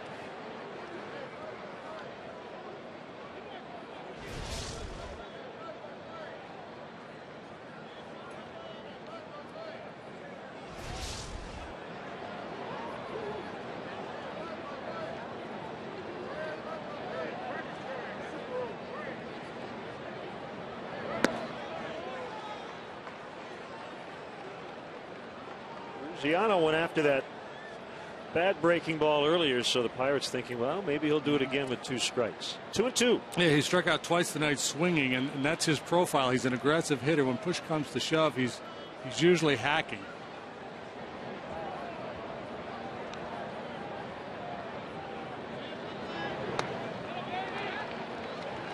Full 3-2. Rizzo on deck. Just trying to add some insurance, already leading by 3.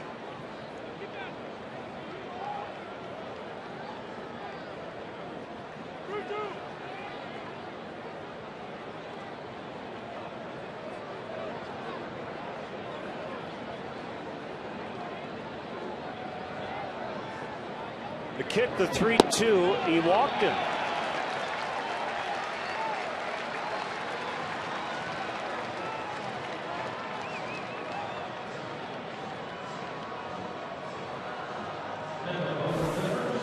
MLB.TV Premium, the #1 live streaming sports service, is celebrating 12, count them, 12 years. Join the millions of subscribers. Watch every out-of-market game live in true HD on over 400 devices. Visit Cubs.com for details.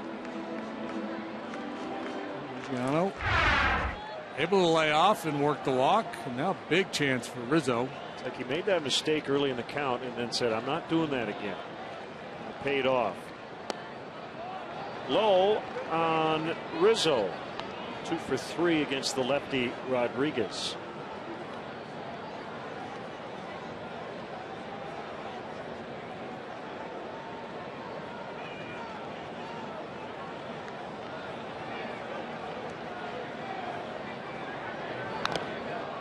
Oh, right at the plate.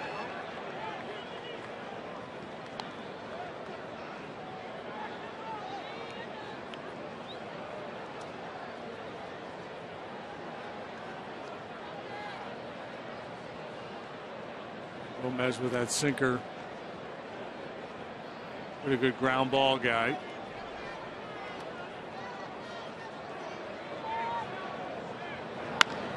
Driven deep, left center. Bangs it off the door. Bonifacio is in. Ruggiano to third. It's a double and 3 hits tonight for Rizzo. 5-1. What's 4 multi-hit games in a row for him? You know, Bonifacio and the game Castro had last night stealing the headlines, but Rizzo is really doing a nice job here in the early going. A little bit surprised that they came off the sinker. They threw him a slider, was up a little bit. He's the old frozen rope there, man. He's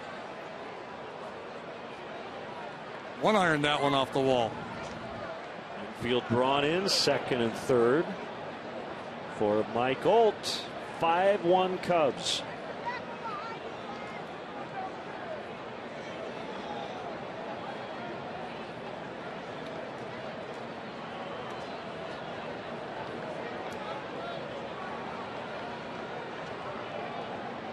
To win for the first time before the final game of a series. Lost the first 2 in Pittsburgh, won the finale, did the same against the Phillies over the weekend.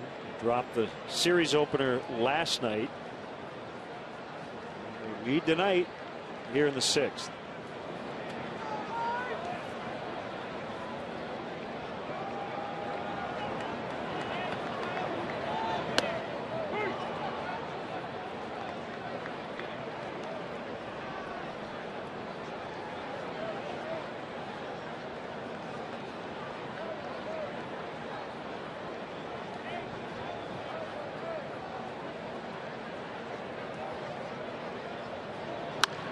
Base hit right field. Ruggiano scores. Rizzo will stop at third. 6-1. 3 RBIs for Olt.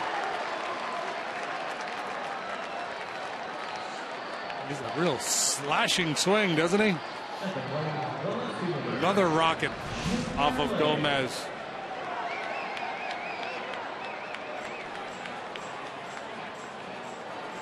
Oh, got out so quickly to Snyder. There's no real chance to score Rizzo, so Gary Jones throws up the stop sign. Still just 1 out in the inning. hard contact, the Pirates are going to get a little more action going in their bullpen.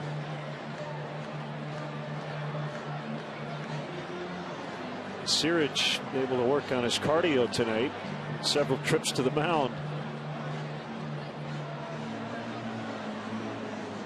Junior Lake. Justin Wilson, the lefty. One of their lefties.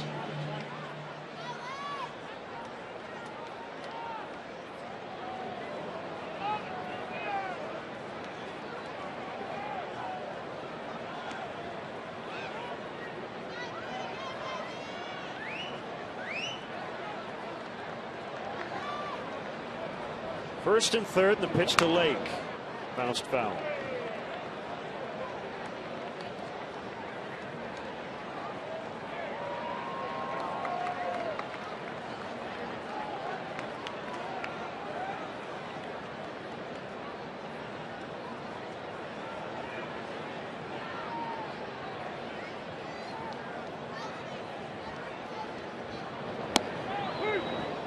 Strike called, 0-2.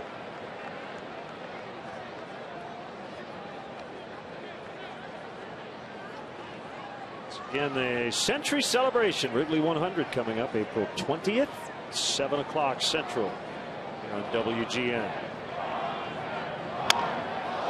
Roll to third. They'll get one. They got them both. Well, Rick Renteria is going to talk. Let's stay right here. And he's going to go out and talk. And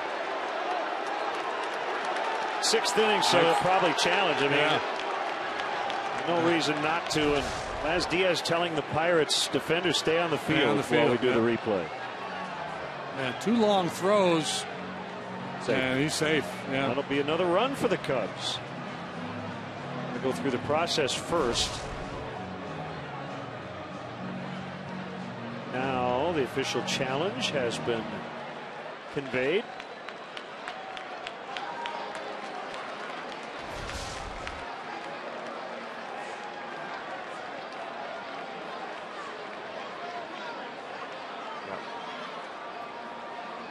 To be pretty clear and convincing. Yeah, and you know, I made the point a number of times already that, you know, I think it's going to be very difficult to overturn a lot of these bang plays at first base. That most of them will be ruled, you know, inconclusive evidence, can't overturn. But this one he appeared to be clearly safe. Right, boom, boom, safe. Enough evidence to overturn, right there.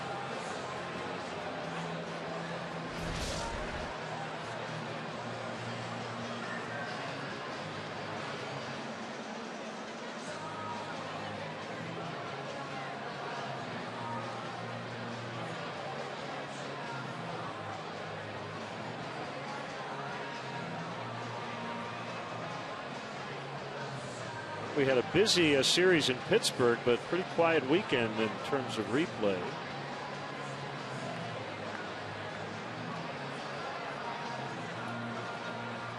Oh, the call. Oh, no, okay. Out at second, safe at first. Second, safe at first. Which kind of knew out at second, right? I think that was under any kind of debate. Fielder's choice RBI, Junior Lake. Score Rizzo. So 7-1.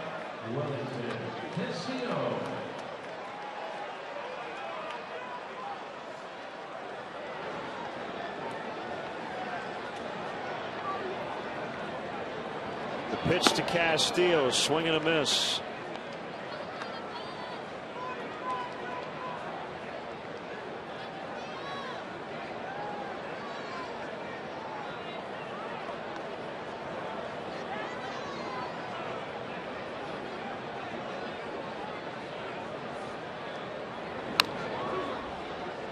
Nothing in 2.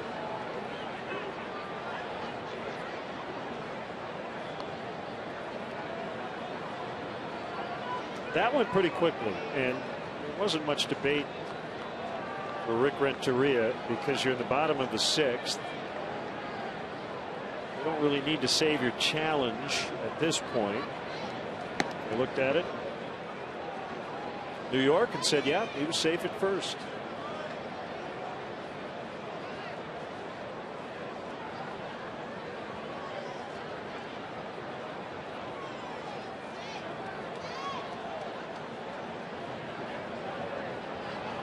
Blake runs, and Castillo just broke his bat. Foul ball. Everything working out just fine here for the Cubs tonight. Breaking out in a big way with the bats for the 3rd consecutive game. Jason Hammel, the starting pitcher, has been outstanding. Sparkling plays in the field. And the manager 1 for 1 on challenges.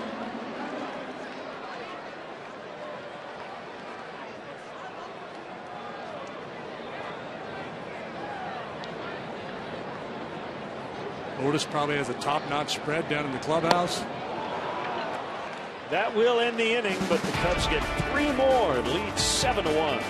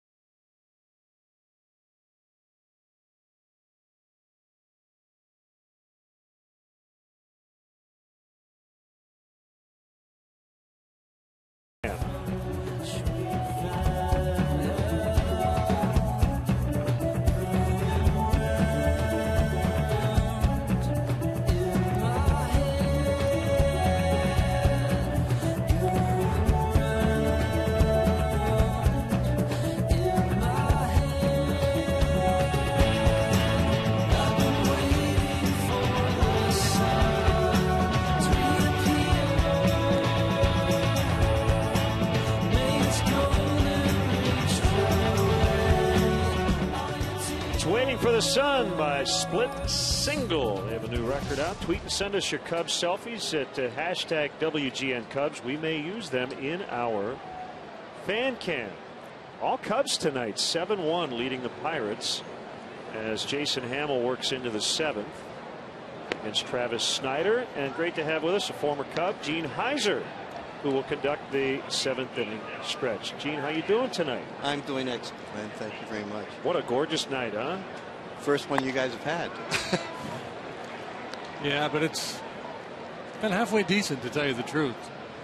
Yeah, it's been dry. Too bad. Yeah, and that's the key in April. It can be cold, just don't want the rain. The wind blowing this way is what's kind of unique for this time of year, as you well know. What? I was here opening day, and it was not that nice, Jim. I was sitting down there freezing. Yeah, it was cold that day. 2-1 on Snyder. We're all about wind direction up here. That's right. Strike called. It's 2-2. I don't see any heaters though. What's wrong? We don't need them tonight. We're good shape. We're right down there by your. I would normally caution you to make sure your pants don't catch on fire because they usually have that baby cooking down there. High in the air, deep to center. Bonifacio with a couple of looks back.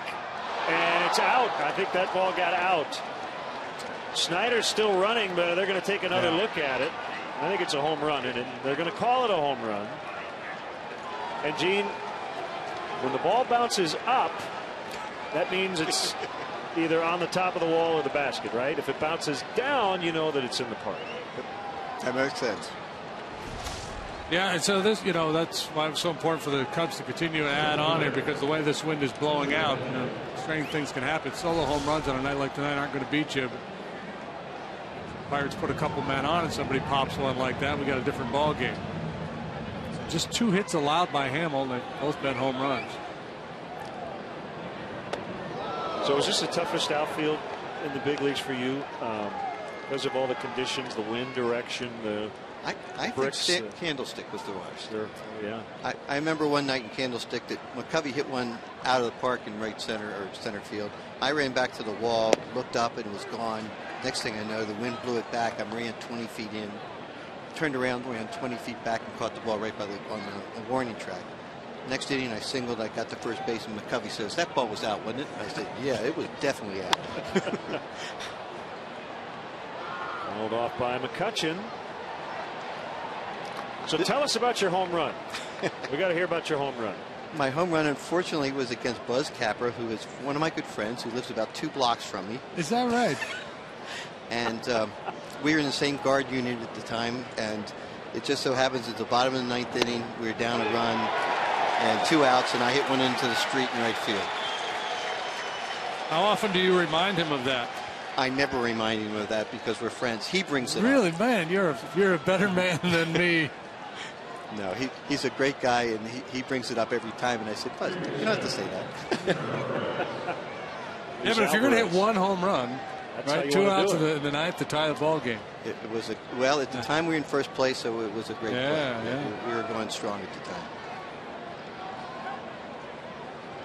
Cubs' first-round pick. Next year, you're in the big leagues. Alvarez rolls out, actually 5-3. Olt in that shift. Gene, tell us about a lot of the work you do now. I know you do a lot of charitable work. You get a lot of the old guys together for different events throughout the year. I am the golf director for Chicago Baseball Cancer Charities. We are in our 45th year. We've raised close to $16 million for Northwestern and Children's for cancer research and things. We do the One Step at a Time camp every year. And I do run it, and I have all these guys, all the old timers, they're all on my speed dial. So they're very fortunate. They play in a lot of events. We probably play in 16 to 20 events a year here. And these guys are fantastic. If I call them to do something, they all show up. And people love them because they stick around, they talk with the people, and they tell stories. And that's what people like to hear. One thing that I was going to tell you that I actually got here. I took finals on Tuesday. Draft was on Thursday. I was in Wrigley Field on Friday night. Wow. I spent three weeks here with them. I traveled with them. We went on the West Coast. And so that's great. I was here, but then they said Durocher wasn't going to play me, so they sent me down. So and this was out of college? Right out of college, right. Where'd you go to school? University of Maryland. So your first-round pick out of Maryland and came right to the big leagues. Right. Wow. And then active military duty, right? 71.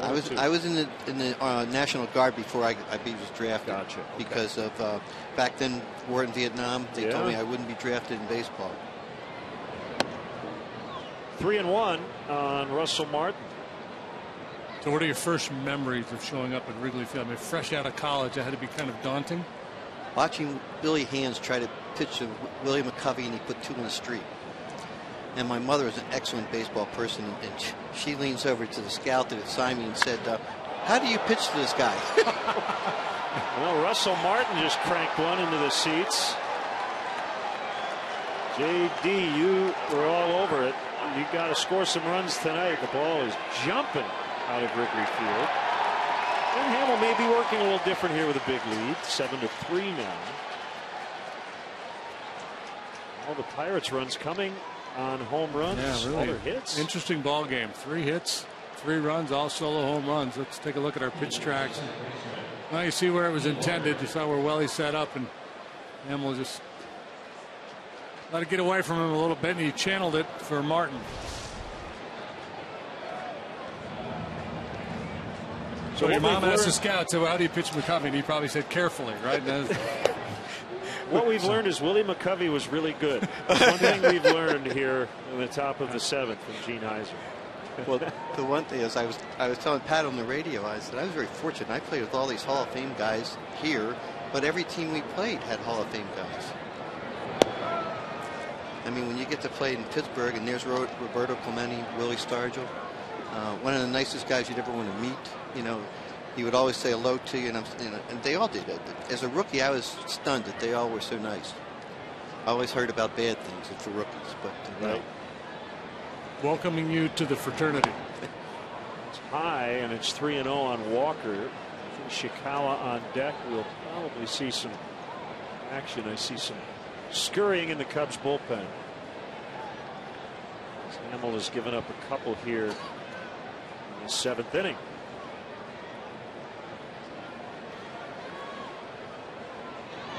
And he walked him. All right, Gene. Yesterday, the 40th anniversary of great milestone in baseball history as Hank Aaron hit number 715. Hank had a lot of success here at Wrigley Field as well. Rick Russell. Yeah, Big Daddy got one of those sinkers up a little bit, and Henry torched him. Big Daddy is my son's godfather. Is that right? See, everybody, when they talk about Aaron, they talk about what strong wrists he had. That's where the power came from. A little junk in that trunk, too. I mean, he was able to generate some power in that lower unit. I mean, he was a strong man. But he always wore long sleeves. And we were in Atlanta one time. It was really hot. And I said to Billy, why does he wear long sleeves? He says, well, he doesn't want to scare the pitchers with those forearms of his.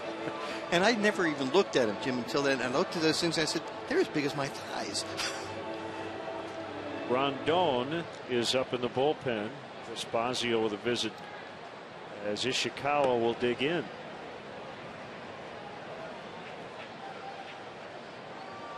And that's what you fear, right? So you're getting off a couple of solo home runs, so you tell yourself as a pitcher, well, you got to be a little more judicious here, not throwing over the fat part of the plate, but you end up walking a guy, and then if somebody pops one, then we've got a ball game. Still a fairly comfortable lead right now. Ishikawa, not a real slugger, but anybody in a night like tonight is capable. So were you an Orioles fan growing up? Maryland guy? Very much. Frank Robinson, your guy? No Pappas? Brooks Robinson was one. Brooks Robinson. But Jim Palmer was a very good friend. Blair was a very good friend. We used to work out in the winter together when I was single, so I lived at home with them. Swing and a miss. But I was very fortunate. My mother's company had box seats, so the year that 60 or 70 when they lost out, we lost out. I went home and actually sat behind third base to watch the World Series. But the Mets were there, and I had to boo for them.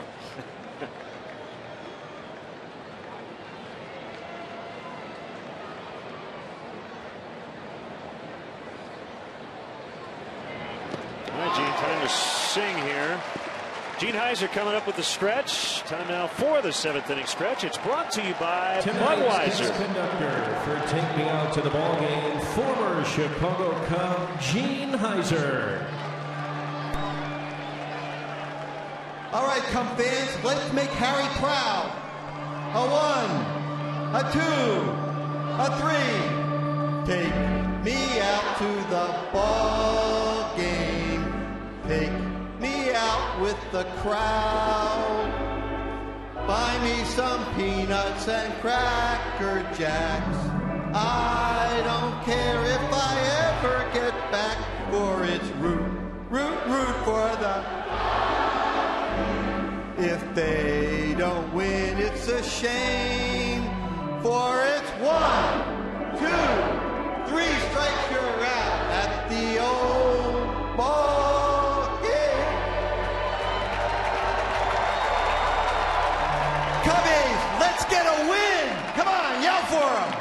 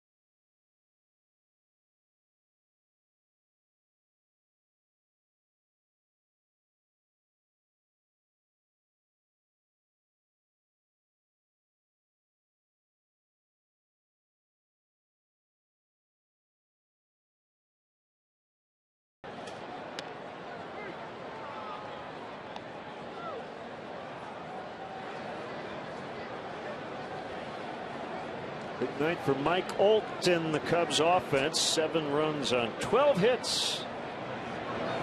But our chat with Gene Heiser. Great job with the stretch. Ryan Kalish on deck. He'll bat for Hamill.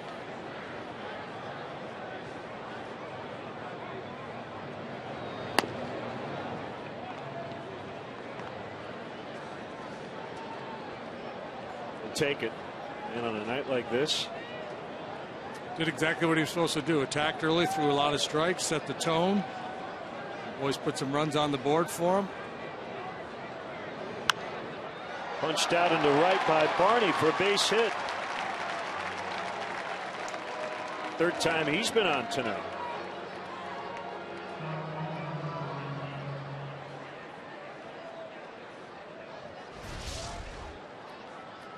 Ladies and gentlemen, pitching for the Cubs, number 51, Ryan Kalish.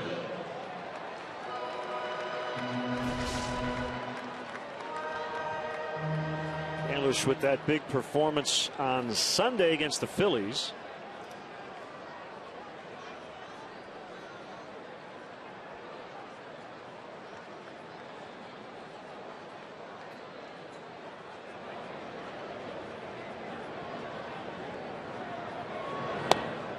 Low, ball 1.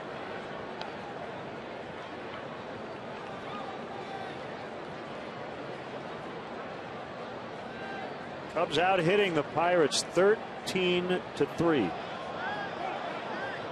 All loose. Got a ball out of the Cubs bullpen.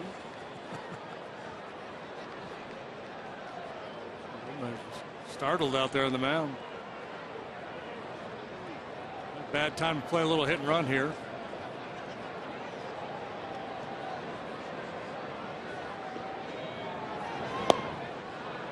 Swing and a miss and a change.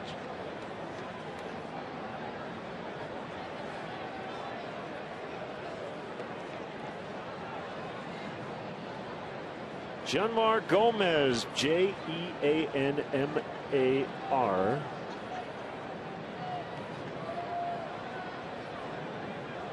Trying to eat up some innings here.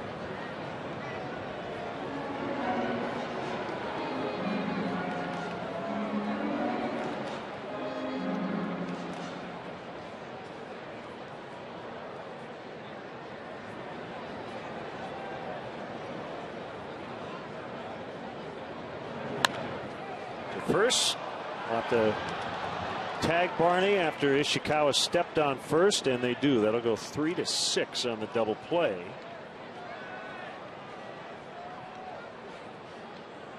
That was fun. We got into a lot of good stuff with Gene Heiser. The best part of it, though, is every guy we mention, he goes, "Oh yeah, he's a neighbor of mine." Buzz Capra, we're a good buddy. He had 1 major league home run. Comes off a guy he was in the guard with, and he lives a couple blocks from, and then you get that shot of Big Daddy pitching to Aaron. Oh, this child's godfather. Good stuff. 2 outs, nobody on, and the pitch to Bonifacio is hit foul back to the net.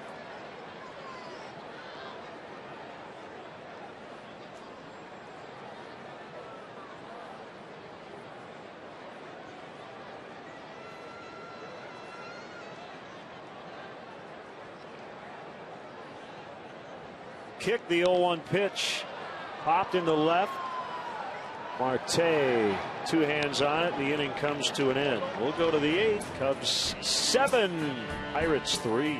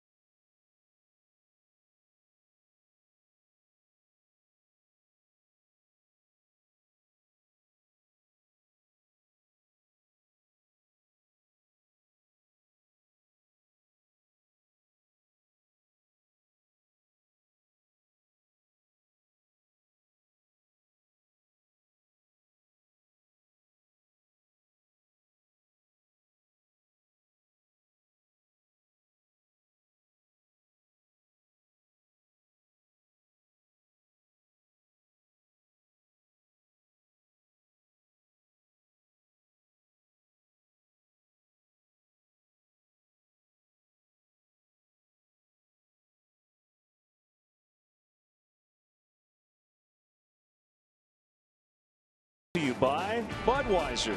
Great times are waiting. Grab some buds. Honda. Visit your local Honda dealer or go to shophonda.com for current offers. And by AT&T. Find out what's possible with products and services from AT&T.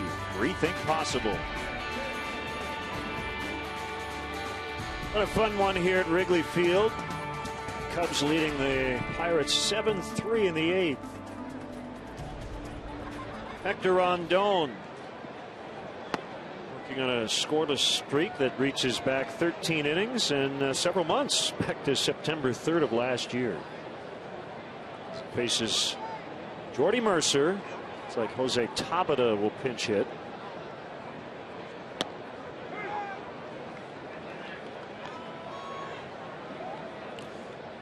The numbers for Hector: 13 inning scoreless streak over 12 appearances, 3 of which have come this year. Slider strike 1 and 2. Well, maybe at one point Hector Rondon can win the Trevor Hoffman National League Reliever of the Year award. You see that? I saw that. Mariano Rivera, Trevor Hoffman have relief awards now named after them. Those are like officially sanctioned MLB awards. Replaces the Delivery Man of the Year award. 9 retired relievers will vote. Rivera, Hoffman, Dennis Eckersley, Raleigh Fingers, Rich Gossage, Bruce Sutter, Lee Smith, John Franco, Billy Wagner. Swing and a miss, strike 3. Beautiful slider. So what about the Eck? No Eck award? I guess not. No Goose award?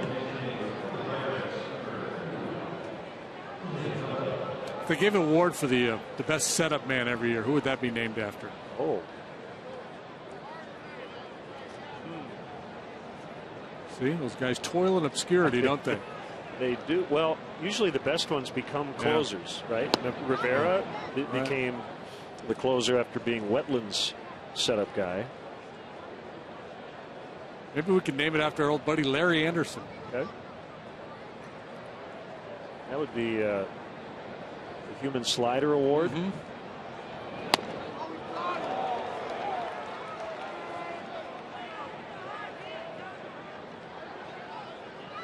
See, I think they should name the MVP after Babe Ruth. The Babe Ruth Award, I think, is the World Series MVP. I think that's hand in hand, but yeah, that's a good call.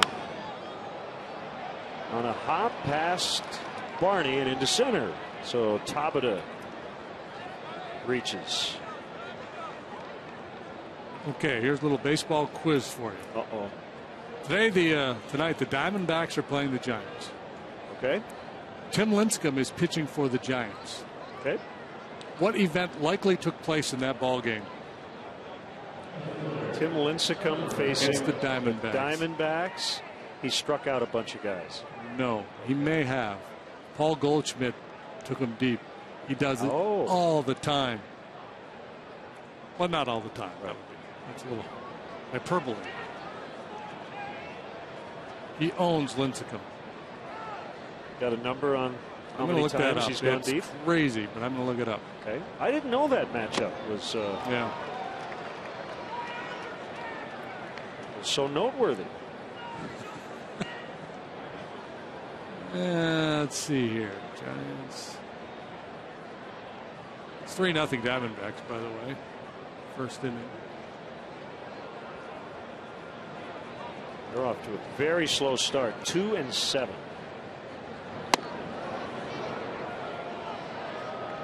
$13 for 24, 7 long balls, and 24 at bats. Yeah, I would say that's significant.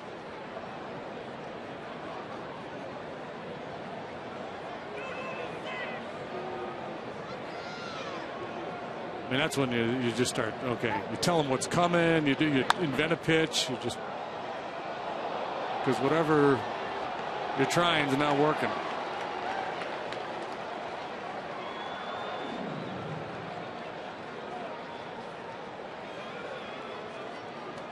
We have not had the collision rule really come into effect in any of our games, but some other teams have. And Bo Porter, the Astros manager, chatted with Tony La Russa, who's a special assistant to the commissioner, about getting some clarification on the new collision rule. I did not see the play or plays involved. Maybe about what the catcher is able to do in terms of blocking the play without the ball. He's not supposed to, right? Right, and Deoner Navarro was catching for Toronto, and apparently the question is, at what point are you, impeding the player's path to the baseline? So in other words, he doesn't have the ball yet. He's not blocking the plate, but he's still standing in harm's way as the runner comes down the third baseline. So you force the runner. I mean, ultimately, I guess what Deoner did was move out of the way. But if you're there at some point as the guy's coming down the line, if you're blocking the plate, now the base runner has to think about, do I take evasive action? What do I do? And, does he break stride? Does it cost him a step? So at what point is the catcher responsible for clearing this lane for the base runner, I guess is the question that Porter's looking for clarification on.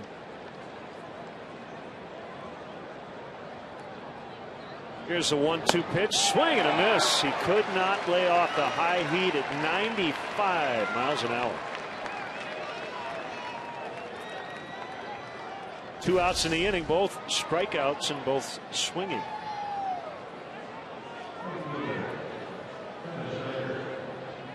Showing a pretty nasty slider here, and then 95 above the hands that's low percentage play for a hitter to go after that one.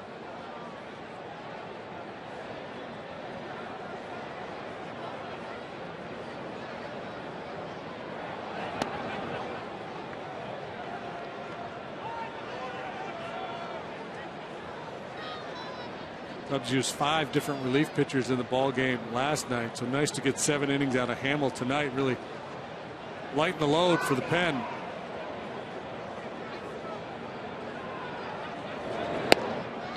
Strike called on Travis Snider.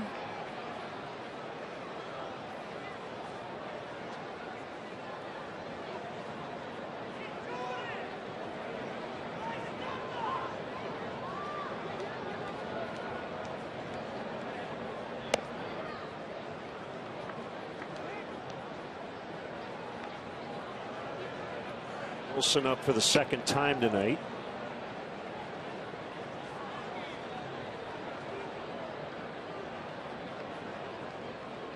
But going back to the Hamilton injury, they should ban headfirst slides into first. It's just completely unnecessary and dangerous. I mean, like organizations would be wise to ban them, right? I'm exaggerating a little bit, but you're just asking for trouble. Yeah.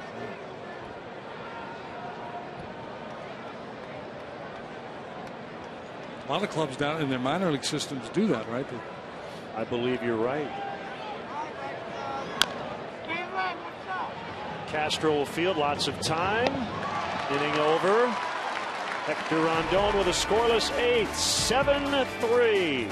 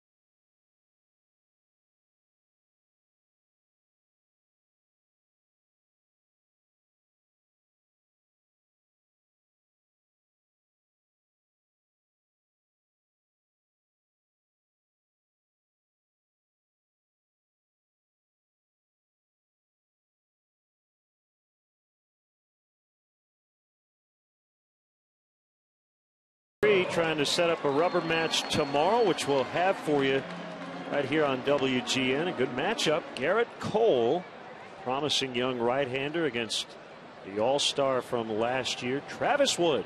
Here's Justin Wilson. In the 2 ball games so far. Last year he worked 58 times for the Pirates and had a 2.08 earned run average. 6-1. 6-1, less impressive than the 2.08, because you just never know when you're talking about relievers, and a lot of times those wins come cheaply. Pedro Strop warming in the Cub pen. This guy's got a big arm. Clocked at 92, but we saw him last year at 96, 97 at times.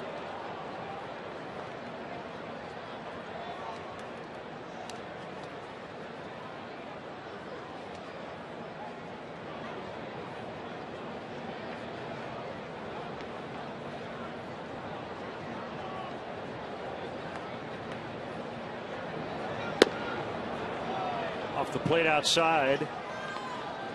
2-1 the count. Oakland with a wild 7-4 win at Minnesota in 11 innings today. Listen to that ball game on the way into the park today. Twins got 2 in the bottom of the 9th to send it to extras, and Glenn Perkins and Josh Donaldson exchanged words after a strikeout to end the top of the 10th. A couple of fiery guys got into it. 3-run homer by Derek Norris won it. The third, it's Alvarez.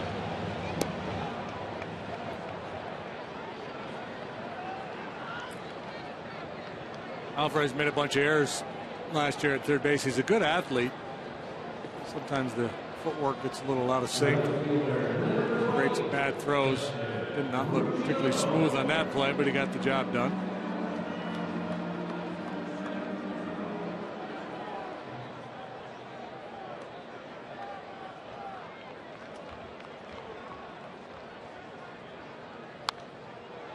Giano posits one into the upper deck, foul.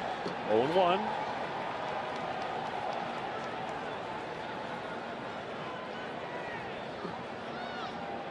Was pulled away late and beat the Phillies 9-4 the final. Milwaukee off to a 6-2 start. That's where these Pirates head next.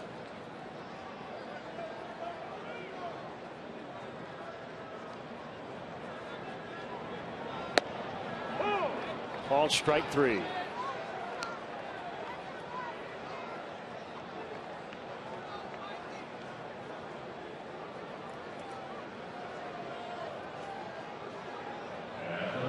Rizzo has had a lot of chances against lefties here in the early going and has made the most of those opportunities. Yeah, while he obviously would prefer to face right-handed pitching, I think the fact that he is seeing all these lefties early will serve him well, especially the fact that he's had some success building a little confidence against the southpaws. Takes a strike.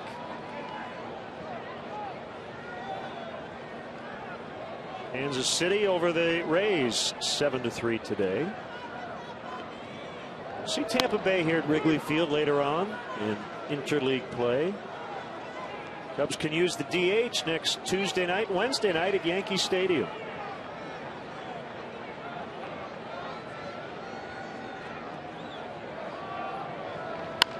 Cubs will have to face Tanaka, right? At some point, probably first game of that series. That's a fair ball through the bullpen, and Anthony Rizzo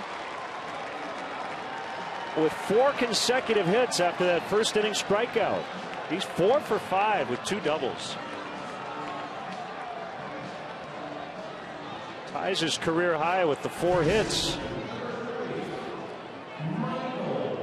Trying to jam him with a fastball of his inner half, but watch, he gets the hands pulled in. Shoots it down that third base line. Again, another good AB against a tough left-hander.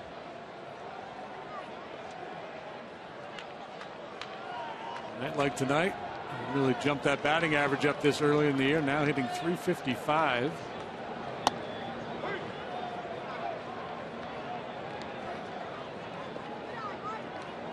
Make it 375. Are so good they just gave him 20 extra Yeah. points.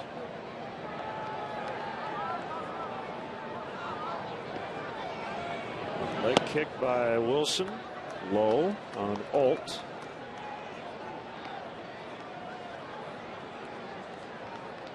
$14 hits the Cubs have banged out tonight. But you love the early season analysis. He stinks. He's great. He's awful. He's great. He's wonderful. He's cold. He's hot. Alvarez gets Alt, and we'll go to the ninth. Cubs leading the Pirates 7-3.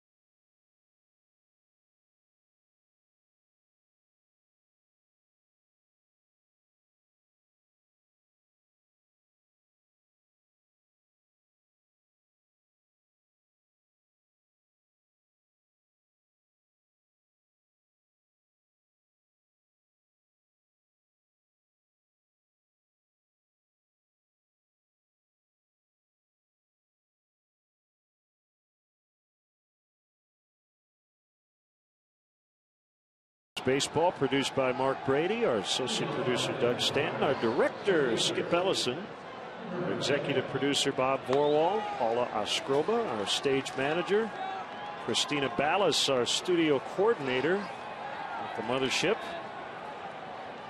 Great work by our entire crew. Pedro Strop in a non-save spot with his team leading by 4 runs here in the ninth. See that 0-1 record. The one came last night in the 7-6 loss to the Pirates. The third of an inning. Allowed a couple of walks. Had a strikeout through 14 pitches.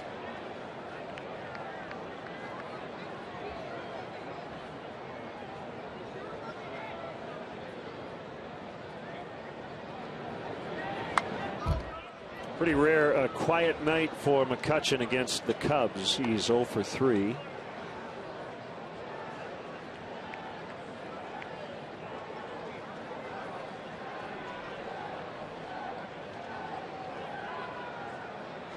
Right back at it early tomorrow afternoon, 1 o'clock Central, for the leadoff man before Game 3.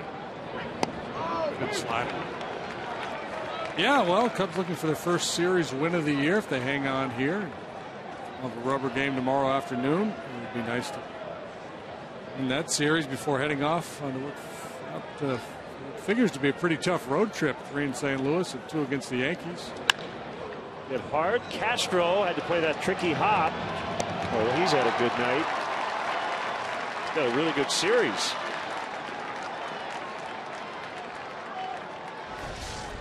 This ball sharply hit, comes up on him, and he's able to rise up with it, snare it, and able to get the speedy McCutchen, because this ball sets you back on your heels a little bit, but you don't have a whole lot of time to get set with McCutchen going down the line. Nice play.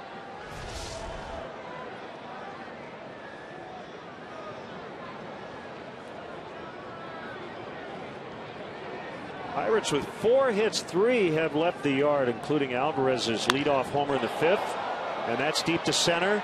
And it is gone into the juniper bushes. A 2-homer night for Alvarez. His second within the past week. He hit 2 on Friday night against the Cardinals.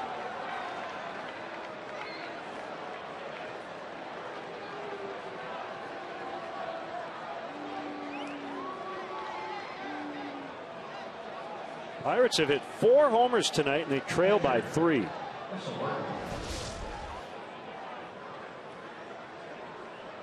Fastball right over the heart of the plate.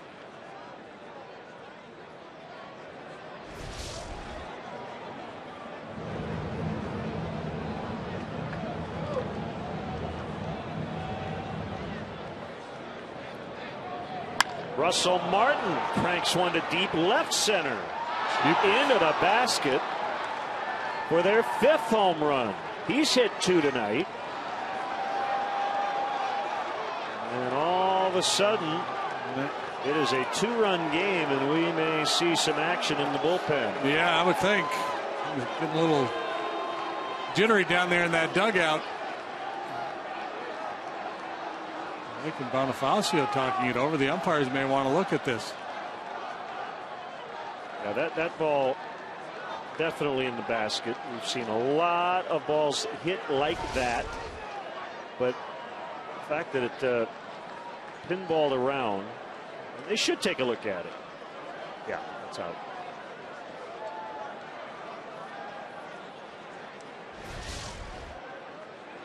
No reason not to, but this should not take long. So the only way the ball could ever bounce up in that area and not go out is if it hit the yellow rope and bounced straight up, which is possible, but very unlikely. Does that make sense? And I don't know how many looks you would have to have at it to be able to make that determination. I don't think you could. Okay, so if it bounces up, the law of gravity says it can't hit the front part because of the angle. It'd have to go straight down. Yeah. They called it a home run. Yeah, you see it all around in there. So you remember when we had Jeff Garland up here with us the other day? Did he not ask the question, what's the record for solo home runs in a game and only solo home runs or something like that? Yeah, I do remember now.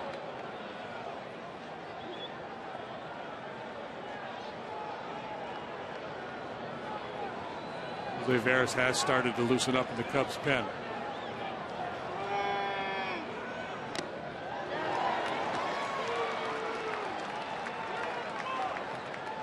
Veras with his best outing last night in a non-save situation.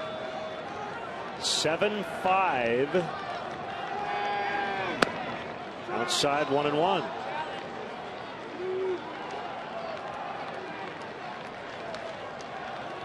I've been doing this for a long time. I'm trying to remember a game quite like this, where they've only had 6 hits, 5 solo home runs.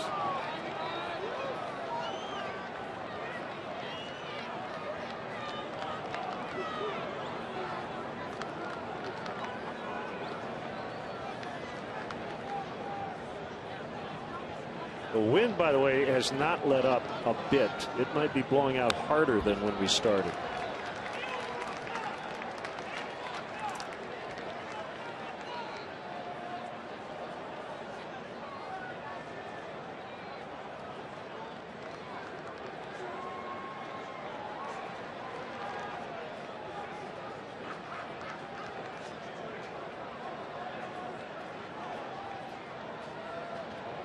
The 2-2 pitch, he struck him out. Castillo will have to get it to Rizzo, which he does.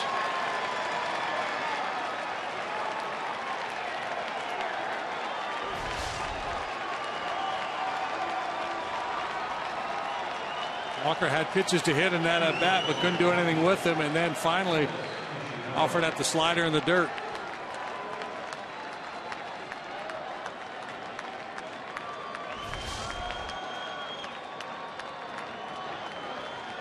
Ishikawa 0 for 3 with 2 strikeouts.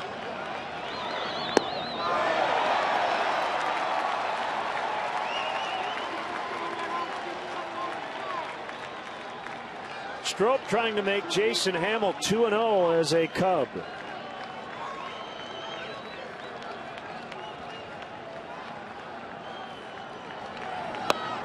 Called strike 2.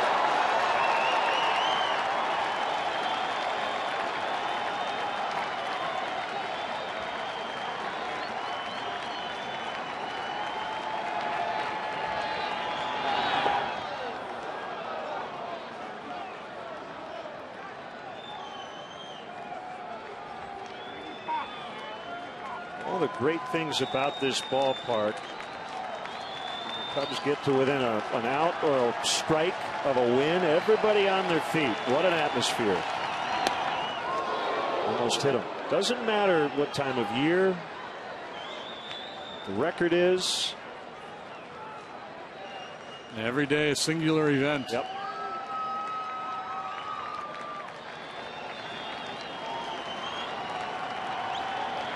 Steele wants it down. The 2-2 pitch. There goes the bat. Cubs win. They hang on 7-5.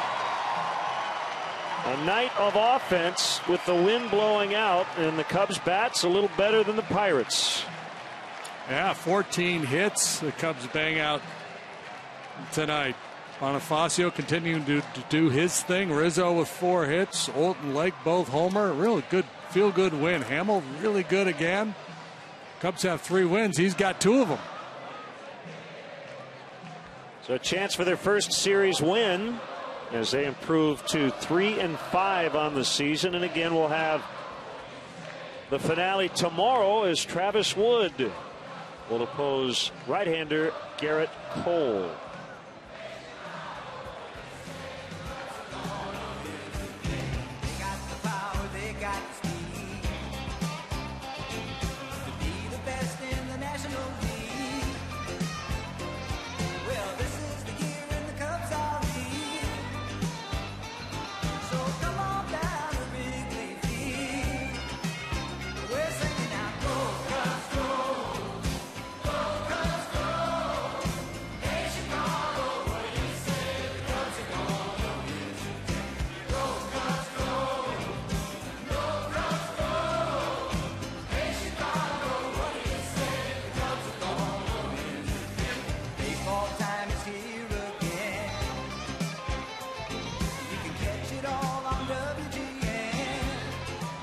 Mike Olton is with us. A big part of this victory here tonight. 2 home runs, both off Wandy Rodriguez.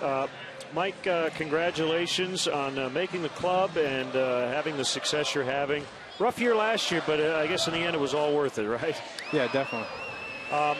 Talk about the home runs. You think it was going to get out? Wind blowing out probably helped it just a little bit tonight. Yeah, I don't think I got I didn't put a good piece of it, but I guess I'll take it to win.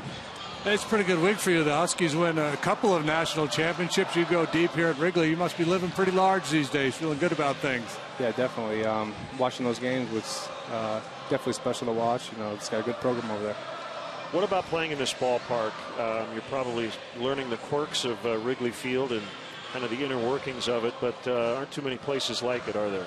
No, there's a lot of tradition, and you know, the fans are great. And just being a part of that, being a part of it and being out there is definitely special. Mike, congratulations. Nice performance tonight. There you go, Mike. Thank you very much. That's Mike Alt as the Cubs beat the Pirates 7-5 the final.